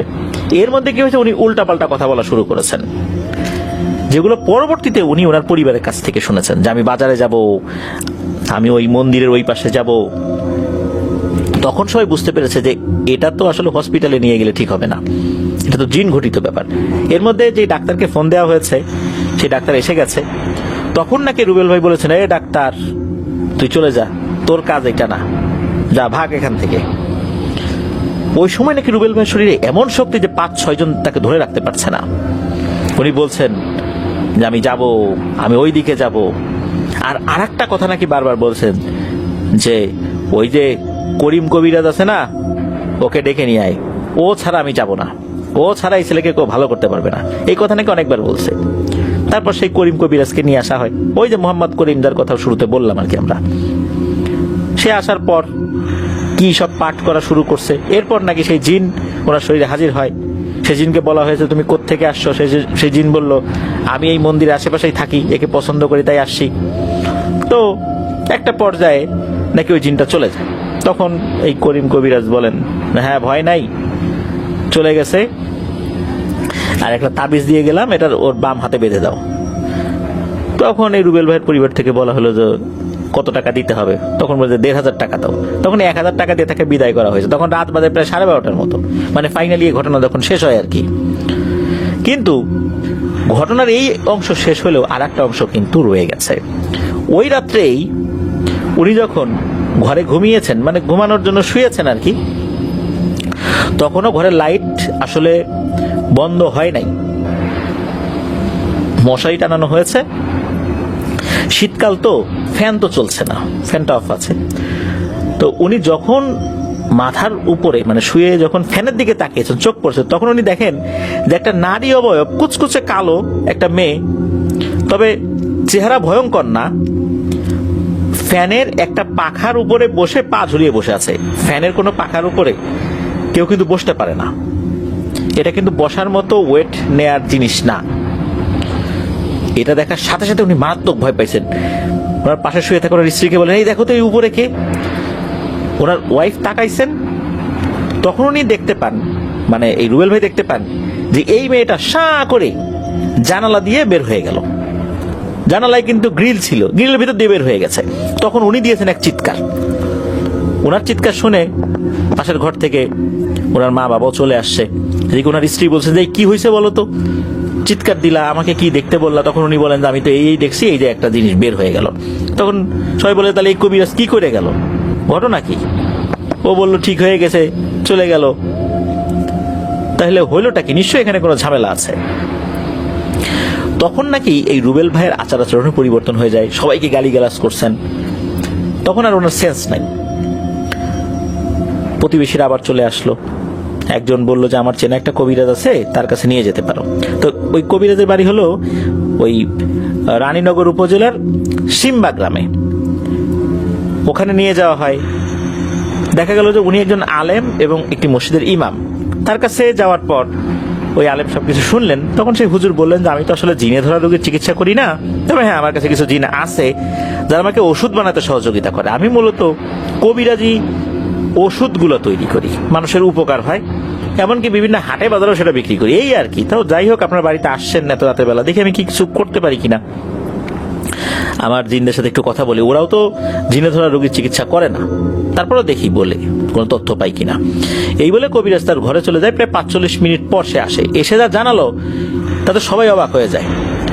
ওই হুজুর বললেন যে বেশ কয়েকদিন আগে এই ছেলে চায়ের দোকানে চা খাওয়ার সময় এক কবিরাজকে বলছিল সে কবিরাজি শিখতে চায়। তখন ওই কবিরাজ একটা দুরভিসন্ধি করে এই ছেলের বাবার নামও জেনে নেয়। নাম তো এমনি জানতোই। আর ওই কবিরাজের কাছে একটা জিন ছিল। এই জিনটাকে ছেলের উপর চালান করে দেওয়া হয়েছে। কারণ হলো এই কবিরাজের অনেক বয়স হয়ে গেছে, তার কাছে লোকজন আসে না, চলতে ফিরতে খুব একটা পারে না, টাকা পয়সা খুব একটা নাই, তো জীবনটা কষ্টে যাচ্ছিল। কবিরাজও করতে পারে না, কাজও হয় না ওই রকম।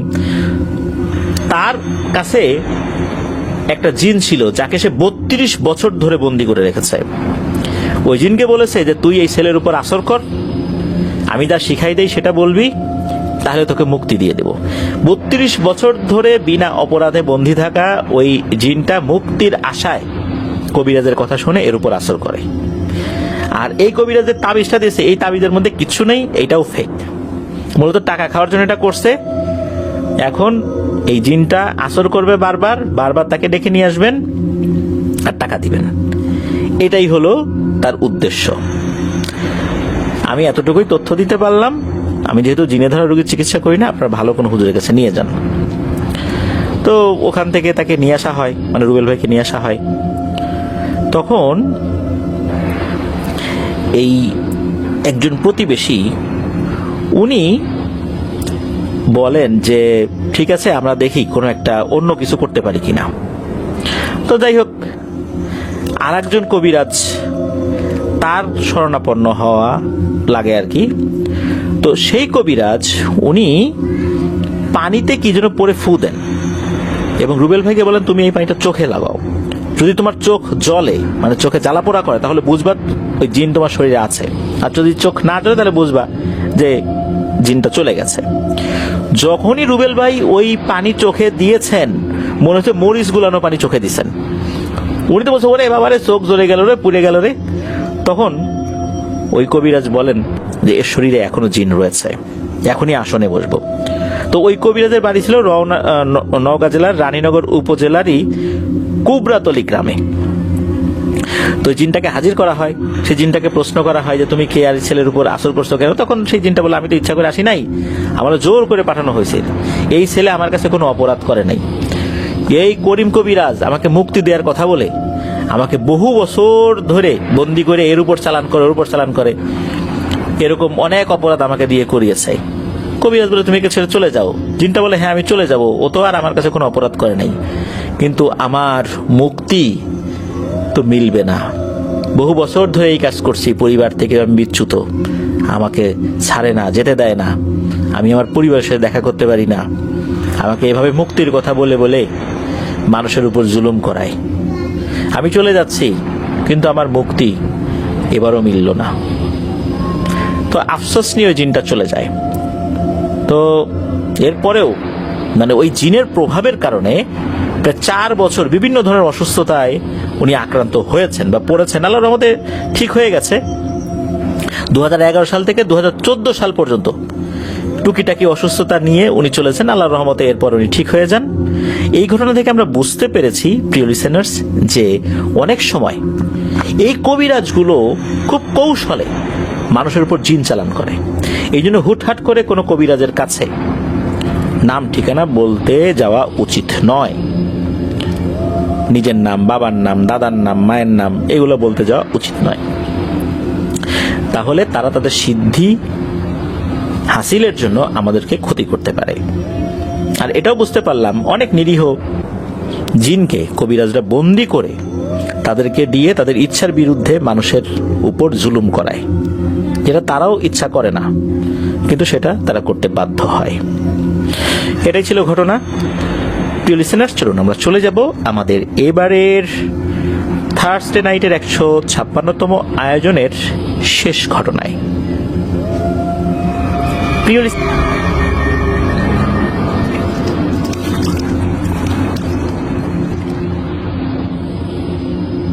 প্রিয় লিসেনার্স, দেখতে দেখতে কিন্তু আমরা আমাদের এবারে থার্সডে নাইটের 156তম আয়োজনের ষষ্ঠ এবং শেষ ঘটনায় চলে এসেছি। এই ঘটনাটি আমাদেরকে যিনি পাঠিয়েছেন তার নাম সুজন। উনি বর্তমানে টঙ্গীতে থাকেন। ওনার বাড়ি ময়মনসিংহ জেলার নান্দাইল উপজেলার আমদাবাদ গ্রামে। যে ঘটনাটি উনি আমাদেরকে পাঠিয়েছেন, এই ঘটনাটি ওনার চাচাতো ভাইয়ের সাথে ঘটেছিল, যার নাম মতিন মিয়া। ঘটনাটি ঘটেছিল 2012 সালের দিকে। এই মতিন মিয়া এই ঘটনাটি বলতে কোনোভাবে ইচ্ছুক ছিলেন না। ঘটনাটি বললে নাকি তার ক্ষতি হওয়ার সম্ভাবনা রয়েছে। তো যাই হোক, পরবর্তীতে উনি বলেছেন মতিন মিয়ার পরিবারে মতিন মিয়া সহ ছিলেন 5 জন। উনি একমাত্র উপার্জনক্ষম ব্যক্তি। তার রোজগার দিয়ে পরিবার চালাতে খুবই কষ্ট হয়।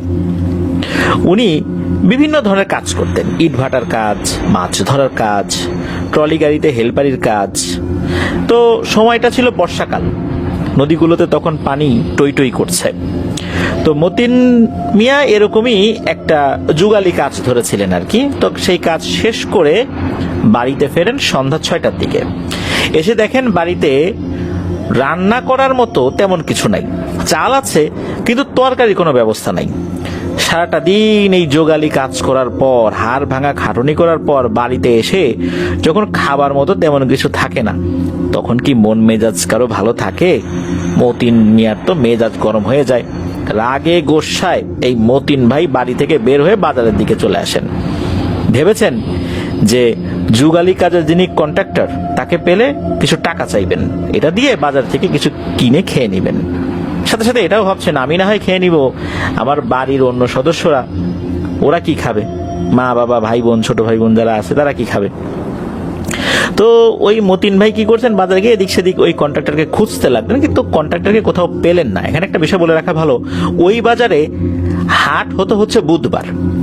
আর ওই বুধবার দিন শুধু ওই কন্ট্রাক্টর যুগালি কাজের যারা থাকতেন বা অন্যান্য যারা থাকতেন তাদেরকে টাকা দিতেন, মানে সাপ্তাহিক ভিত্তিতে টাকা দিতেন, প্রতিদিন দিতেন না।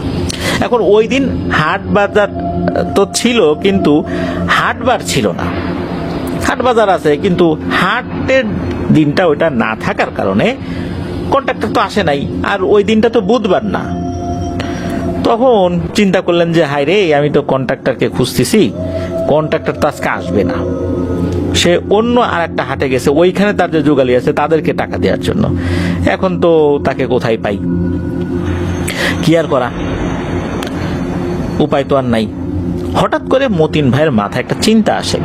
তার ছোট বোনের হাজবেন্ডের একটা করা জাল আছে। করা জাল হলো মাছ ধরার এক রকমের ত্রিভুজ আকৃতির জাল। আপনারা এক ধরনের জাল দেখেছেন, বা এই টাইপের জাল নিয়ে কিন্তু অনেক গল্প বা ঘটনা আমরা শেয়ার করেছি। যেই জালটা পানির মধ্যে পাতা থাকে, উপরে একজন থাকে, উপরে দাঁড়ালে এক অংশ নিচে নেমে যায়, সামনের অংশ উপরে উঠে আসে। বাঁশ দিয়ে এটা তৈরি করা হয়। তো এগুলো তো বিভিন্ন রকমের নাম আছে। তো ওই এলাকায় এটাকে করা জাল বলে। উনি চিন্তা করেছেন যাই ওই করা জালের কাছে যাই, ওখান থেকে যদি কিছু মাছ টাছ পাই, মাছ নিয়ে বাড়িতে যাব। ওইটা ছিল আবার বাজারের পেছনে। তবে পেছনে বললে ভুল হবে, বাজারের দক্ষিণ কোণায় ছিল শ্মশান। ওই শ্মশান থেকে কিছুটা পথ নৌকায় যাওয়ার পর ওই করা জালের ওই জায়গাটাতে যেতে হতো। তো নৌকা তো ছিলই ওইখানে। তখন মোটামুটি এশার আজান হয়ে গেছে। তো মতিন ভাই এই জালের মালিকের কাছ থেকে অনুমতি নিয়ে, তাদের তো আত্মীয়, তো নৌকায় করে ওই মাছ ধরার জায়গাতে উনি যাবেন ওরকম চিন্তা করে বের হয়েছেন। যাওয়ার আগে এক খিলি পান মুখে দিয়ে পান চিবুতে চিবুতে রওনা দিয়েছেন। তো মতিন ভাই যখন শ্মশানের ঠিক কাছাকাছি আসেন, তখনই দেখেন কি যেন একটা লাফালাফি করতেছে। ভালো করে খেয়াল করে দেখেন, আরে খুব সুন্দর সাদা ধবধবে একটা খরগোশ। খরগোশ বললে ভুল হবে, এটা খরগোশের বাচ্চা আর কি, শ্মশানের সামনের মাঠে লাফালাফি করছে। খরগোশের বাচ্চাটা তো অনেক সুন্দর ছিল। এইটা দেখে মতিন ভাই তো লোভ সামলাতে পারেন, উনি চিন্তা করছেন যে এইটাকে ধরে নিয়ে যাই। তো যেই ভাবনা সেই কাজ, ওই খরগোশের বাচ্চাটাকে ধরার জন্য মতিন ভাই ওই বাচ্চাটার সাথে লাফালাফি শুরু করছে। বলতে বাচ্চাটা একটা লাফ দেয়, সেও ধরে, কিন্তু বাচ্চাটাকে যে মানুষকে দেখে ভয় পেয়ে দৌড়ে চলে যায় বিষয়টা এরকম না। তো খরগোশের বাচ্চা ধরা বা খরগোশ ধরা তো চারটিখানি কথা না, বড় খরগোশ বা ছোট খরগোশ যেটাই হোক, এরা যখন দৌড় দেয় তাদের দৌড়ের সাথে তো অনেক প্রাণীও সহজে পেরে ওঠে না। তবে মতিন ভাই খরগোশের বাচ্চাটাকে কয়েকবার ধরে ফেলেছে। উনি যখন 2 হাত দিয়ে খপ করে খরগোশের বাচ্চাটাকে ধরে ফেলেন, উনি দেখেন যে আরে হাতের ভিতরে বাচ্চাটা কই, বাচ্চা দেখে আর এক জায়গায় দাঁড়িয়ে লাফালাফি করতেছে। উনি আবার ওইটাকে ধরার চেষ্টা করেন। এরকম কয়েকবার হয়েছে। এদিকে কয়েকবার এরকম হওয়ার কারণে ওনার মেজাজ গেছে গরম হয়ে, চিন্তা করতেছেন যে এইটাকে ধরেই ছাড়বো, আজকে আর তোর রেহাই নাই রে। এরকম চিন্তা করে একটা পর্যায়ে খরগোশটাকে এমন ভাবে ধরছেন, প্রথমে ধরছেন ঘাড়ে ধরার পরে খরগোশের পেছনের 2 পা ধরে উঁচা করে ফেলছেন। বেশ চাপ দিয়ে খরগোশকে ধরছেন ঘাড়ে, আর 2 পা ধরছেন। আর উনি বলতেছেন যে তোর পেছনে যে সময় আমার ব্যয় হয়েছে রে, এই সময় আরো কিছু মাছ পাইতাম। বেটা অনেকক্ষণ আমাকে জ্বালাইছিস, এইবার বাড়িতে নিয়ে জবাই করে তোর হাড় মাংস আমি এই মজা করে চিবিয়ে চিবিয়ে খাবো। শুধু আমি খাবো না, আমার বাড়ির সবাইকে খাওয়াবো। তো খরগোশটা নিয়ে উনি আবার রাস্তার দিকে উঠে আসবেন, হঠাৎ করে দেখেন যে খরগোশের বাচ্চা তার হাতে নাই। মনে হলো কেউ একজন তার হাতে আঘাত করলো, যার কারণে খরগোশের বাচ্চাটা ছিটকে অনেক দূরে গিয়ে পড়লো। আর খরগোশটাও ছুটতে ছুটতে শ্মশানের পেছন দিকটাতে চলে আসলো। শ্মশানের পেছন দিকটাতে বেশ আবর্জনা ময়লার স্তূপ হয়ে আছে। ওই সাইডটাতে মানুষজন খুব একটা যাতায়াত করে না, বিশেষ কোনো প্রয়োজন ছাড়া। শ্মশানটা কিন্তু পরিত্যক্ত কোনো শ্মশান ছিল না, এটা চলমান একটা শ্মশান ছিল, যেটা এখনো চলমানই রয়েছে। তো শ্মশানের পেছন দিকটাতে হয়তো কি যে এই পোড়ানোর পর অনেক খড়ি টড়ি থাকে না, সেগুলো ফেলে দেওয়া হতো। আবার দেখা যেত যে ওইখানে আরেকটা অংশ আছে যে যেখানে কবর দেয়া হতো। কবর দেয়া বলতে কি, লাশের কিছু অংশ হয়তো ওইভাবে পড়ে নাই, খড়ি শেষ হয়ে গেছে, আর খড়ির জোগাল পাতি হয় নাই বা যোগানপাতি হয় নাই, তখন এগুলোকে মাটিতে দাফন করে দেয়া হতো। তো ওই অংশটা আসলে সামনের অংশ থেকে পেছনের অংশটা বেশ অন্ধকার আর কি, জমাট বাঁধা অন্ধকার। তো মতিন ভাই দেখলেন যে ওই অন্ধকারের ভেতরে এখন ঢুকবো কিভাবে, আর ওখানে তো ঢুকলেও কিছু পাওয়া যাবে না। তো মতিন ভাই একরকম হতাশ হয়েই আবার ফেরত আসছিলেন, যেই কাজের জন্য আসছিলেন সেই কাজের দিকে যাওয়ার প্রস্তুতি নিলেন। তো মতিন ভাই এবার নৌকা নিয়ে সেই কড়া জালের দিকে যেতে লাগলেন। নৌকা চলেও আসছে অল্প সময়ের মধ্যে। আসার পর মতিন ভাই খেয়াল করলেন আশেপাশে মনে হচ্ছে বেশ ঝড় উঠেছে।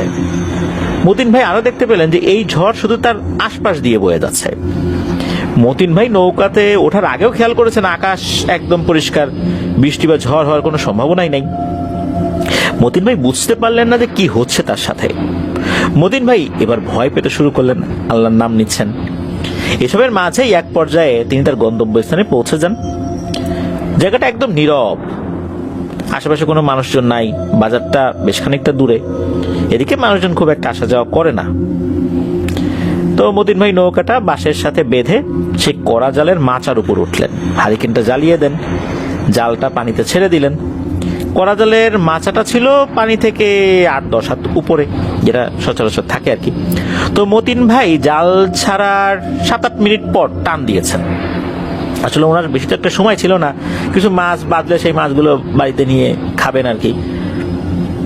তো যখন ওই জাল টান দিয়েছেন, হঠাৎ করে দেখতে পেলেন গজার মাছের মতো বিশাল বড় দানব আকৃতির একটা মাছ জাল ছিঁড়ে বেরিয়ে গেল। এবার মতিন ভাই ভয়ের জায়গায় উনি এখন দুশ্চিন্তা করা শুরু করেছেন। তিনি চিন্তা করছেন যে আর একজনের জাল অনুমতি নিয়ে আসলাম যে কিছু সময় মাছ ধরবো, এখন জাল গেল ছিঁড়ে, আমি এখন কি জবাব দিব।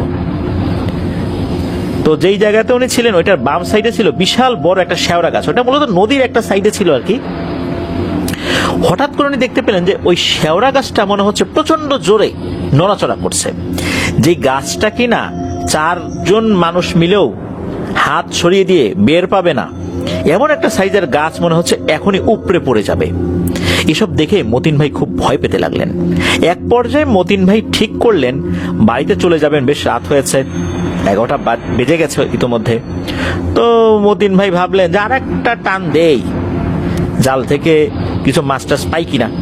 যেই না আর একটা টান দিবেন এমন সময় মনে হলো কে যেন প্রচন্ড জোরে মতিন ভাই পিঠে মেরেছে একটা থাপ্পড়। এক থাপ্পড় খেয়ে মতিন ভাই ওই মাথার উপর থেকে পানিতে পড়ে গেছেন। তো তড়িঘড়ি করে নৌকার একটা সাইড ধরে নৌকার উপর উঠে বসে বুঝতে পারলেন যে থাপ্পড়টা বেশ জোরেই লেগেছে। মতিন ভাই বুঝতে পারলেন এটা ভুতুরে থাপ্পড় রে, আর এক মুহূর্ত এখানে থাকা যাবে না। উনি তাড়াতাড়ি করে জাল পানির উপর তুলে, ওই জালটা তো পানির নিচে ছিল, ওটা তো তুলে রাখতে হবে, কারণ যিনি মালিক ওটা তো উনি তুলে রেখেছিলেন, জালটা শুকানোর একটা ব্যাপার রয়েছে। তো উনি তাড়াতাড়ি ওই জালটাকে তুলে বেঁধে রাখার জন্য আবার উপরে উঠছেন। এবারও মতিন ভাই ধরাম করে একটা থাপ্পড় খেলেন পিঠের উপরে, আর ওই থাপ্পড়ের মতিন ভাই পানিতে পড়ে যান। এবারে থাপ্পড়টা বেশ জোরেই ছিল, আগের তুলনায় বেশ ব্যথা পেয়েছেন। উনি আবারও তড়িঘড়ি করে নৌকায় উঠলেন। 2টা থাপ্পড় খেয়ে মতিন ভাইয়ের অবস্থা তো খুবই খারাপ হয়ে গেছে, অতিরিক্ত ভয় পেয়ে গেছেন। এইবার থাপ্পড়ের যন্ত্রণা আর ভয় সব মিলিয়ে ওনার শরীরে উনি আর শক্তিই পাচ্ছেন না, সারা শরীর যেন ঝিনঝিন করছে। নৌকার উপর মতিন ভাই ঠিক মতো বসতেই পারছিলেন না, কোন রকমের হাঁটু গেড়ে বসে নৌকা চালিয়ে শ্মশানের পিছন দিয়ে সেই আগের জায়গায় চলে আসেন।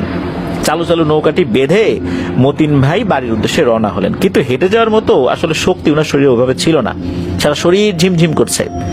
বাড়ির কাছাকাছি এসে মতিন ভাইয়ের 2টা পা কাজ করা বন্ধ করে দিয়েছে। মতিন ভাইয়ের এখন যদিও ভয় নাই, কিন্তু থাপ্পড়ের যন্ত্রণায় তার শরীরকে আসলে আর উনি চালিয়ে নিতে পারছিলেন না।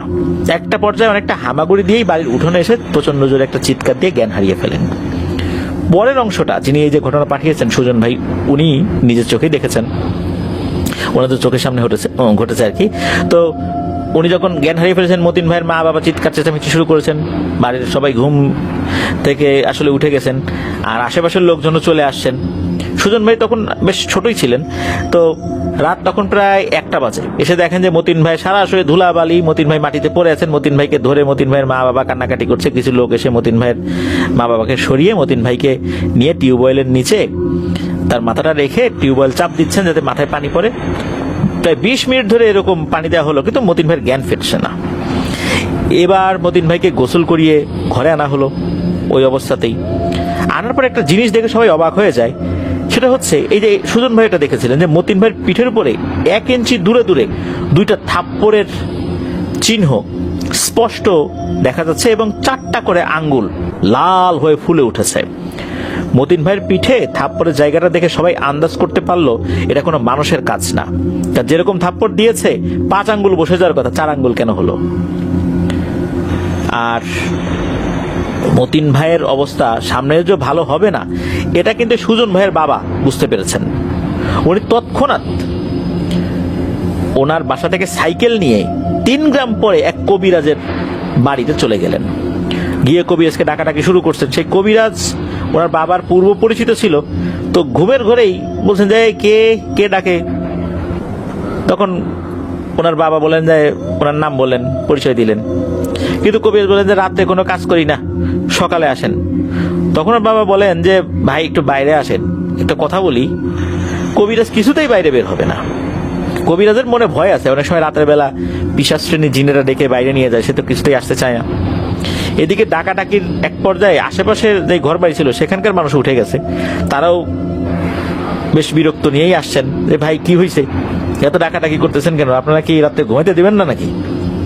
তখন ওই লোকগুলোকে মতিন ভাইয়ের বাবা, সুজন ভাইয়ের বাবা খুলে বলেন যে এই ব্যাপার, আমাদের গ্রামে আমার প্রতিবেশী মতিনের অবস্থা ভালো না, এই জন্য আসছি।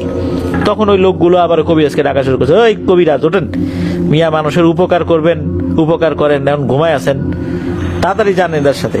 কবিরাজ তখন ঘরের ভিতর থেকে বলছে, না আমি রাতে কাজ করি না, আমার রাতের বেলা বাইরে যাওয়া নিষেধ, ওস্তাদের নিষেধ আছে, আমি কাজ করে ফেরত আসার সময় পথে কোনো সমস্যা হইলে এটার দায় তোমরা নিবা নাকি?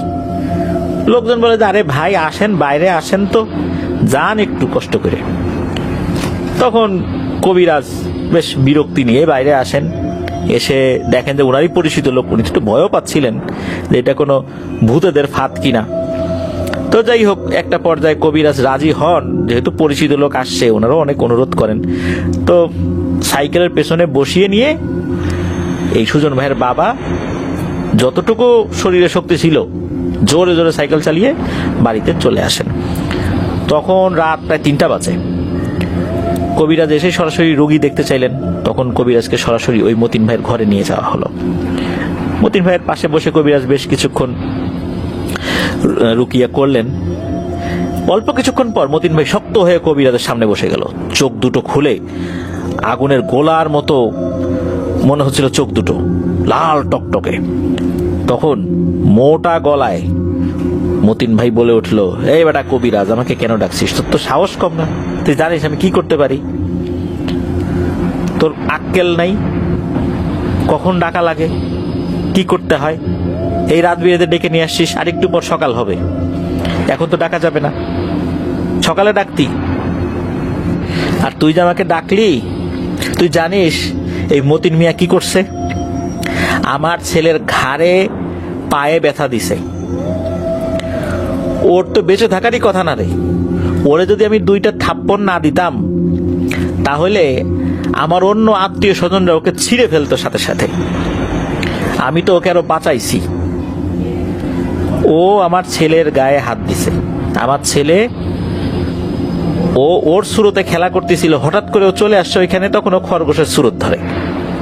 আর ও কি করছে? আমার ছেলের উপর দিয়ে হামলা করছে। তারপরে যখন কয়েকবার দেখলো যে এইটাকে ধরা যাচ্ছে না, ওর তো বোঝা উচিত ছিল, ও তো একদম বাচ্চা ছেলে না। ও বুঝতে পারছে যে কেন বারবার এটা ধরা যাচ্ছে না। তারপরেও ওইটাকে আঘাত দিয়ে ধরছে আর বলে কিনা আমার ছেলের হাড় মাংস চিবিয়ে খাবে। এত বড় সাহস! এত বড় সাহস ও কোথায় পেল? ওকে তো ছাড়বো না রে। তখন কবিরাজ বলে যে ভুল হয়ে গেছে, আসলে আপনার ছেলে ও তো বুঝতে পারে নাই যে এটা আসলে কি। তখন ওই জিন বলে, না, এগুলো বললে হবে না, তোর এই যুক্তি তো আমি মানবো না, এটা তো খোঁড়া যুক্তি, এসব যুক্তি দিয়ে তো পার পাওয়া যাবে না। ও আমার ছেলেকে আঘাত করছে, আমার ছেলে ব্যথা পাইছে। তুই কি জানিস যে ওর এই স্পর্শের কারণে আমার ছেলের কত বড় ক্ষতি হবে? আমি তো মাফ করতে পারবো না। আর আমি মাফ করলেও আমার যারা সাঙ্গপাঙ্গ আছে, আমার ছেলেকে যারা ভালোবাসে, ও তো ছোট, ওরা তো এর প্রতিশোধ নেবে আমার ছেলের কোনো ক্ষয়ক্ষতি হইলে। তখন আমি এই মতিনকে বাঁচাবো কিভাবে? বাঁচানোর তো কোনো উপায় নাই, ওই এমনি মরবে। তখন কবিরাজ বলে যে আসলে ভুল হয়ে গেছে, কি করতে হবে বলেন, আমরা সেটাই করব। তাও মতিনকে ছেড়ে দেন, ওর উপর থেকে আপনার প্রভাবটা কাটিয়ে দেন। তখন ওই জিন বলে ভেতর থেকে যে ওই যে শেওড়া গাছ, ওখানে আমরা 1500 বছর ধরে থাকি, আজ পর্যন্ত কোনো মানুষের আমরা ক্ষতি করি নাই। আর এ আসছে আমার ছেলের ক্ষতি করার জন্য। যাই হোক, যেটা হওয়ার তো হয়েছে।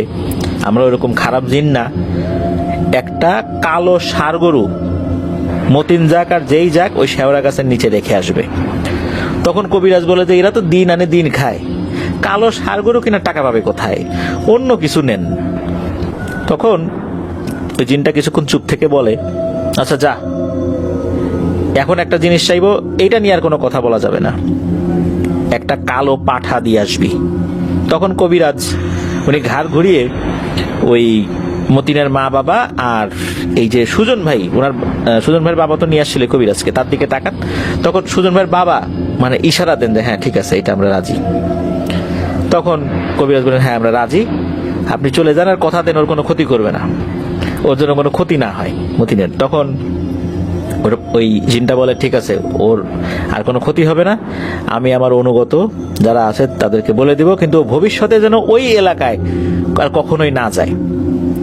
তাহলে কিন্তু আমার এই কথা নাও থাকতে পারে, কারণ আমার ছেলেকে যারা আদর করে ভালোবাসে ওদের তো এই বিষয়টা মনে পড়ে যাবে, তখন তোর একটা ক্ষতি হবে, ও যেন ওইদিকে আর না যায়। আর আমি যদি থাপ্পড় না দিতাম, ওর যে কি অবস্থা হতো তা তোরা কল্পনাও করতে পারবি না, ওর লাশ তোরা খুঁজে পাইতি না। আমি ওই সময় থাপ্পড় দিয়ে অন্য জিনেদের হাত থেকে ওদেরকে আরো বাঁচাইছি, তা না হলে অনেক বড় ধরনের বিপদ হইতো। তো যাই হোক, এরপরে জিনটা বলে যে ফজর আজান দিয়ে দেবে, আমাকে যেতে হবে। তা এরপর কবিরাজ হাতে এক গ্লাস পানি নেন, তার উপর কিছু দোয়া পড়েন। এই পানিটা যখন ওই মতিন মিয়ার শরীরে ছিটিয়ে দেন, মতিন মিয়া সেন্সলেস হয়ে পড়ে যায়। আর ওই সময় ধরাম করে একটা শব্দ হয় বাইরে, একটা করই গাছের বড় ডাল বাইরে ভেঙে পড়েছে। এটা কিন্তু শুকনো ডাল না, কাঁচা ডাল। তখন ওই কবিরাজ বলে যে এটাই হচ্ছে চিহ্ন, জিনটা চলে গেছে, ওরা আর তেমন কোনো ক্ষতি হবে না ইনশাল্লাহ। তবে ভবিষ্যতে ওকে খুব সতর্কতার সাথে চলাফেরা করতে হবে, ওই দিকে যেন না যায়। তো পরের দিনই একটি কালো পাঠা ওখানে দিয়ে আসা হয়। আল্লাহর রহমতে আর কোনো সমস্যা হয় নাই। তবে ওই জিনটা বলে গিয়েছিল যে এই থাপ্পড়টা দিয়েছে, এই থাপ্পড়ে যেই ভয়ঙ্কর প্রভাবটা মতিন মিয়ার উপর পড়েছে, এইটা নতুন করে আর কিছু হবে না, সেই প্রভাবটা তুলে নেবে ওই জিনটা। তবে এইটা সারতে নাকি তার 6 মাসের মতো সময় লাগবে। 6 মাস একটা বিশেষ তেল, মানে পরা তেল, যেটা কবিরাজ দিয়েছিল, সেই পরা তেল মালিশ করতে হয়েছিল। আস্তে আস্তে মতিন ভাই সুস্থ হয়ে ওঠেন। তো এটাই ছিল ঘটনা।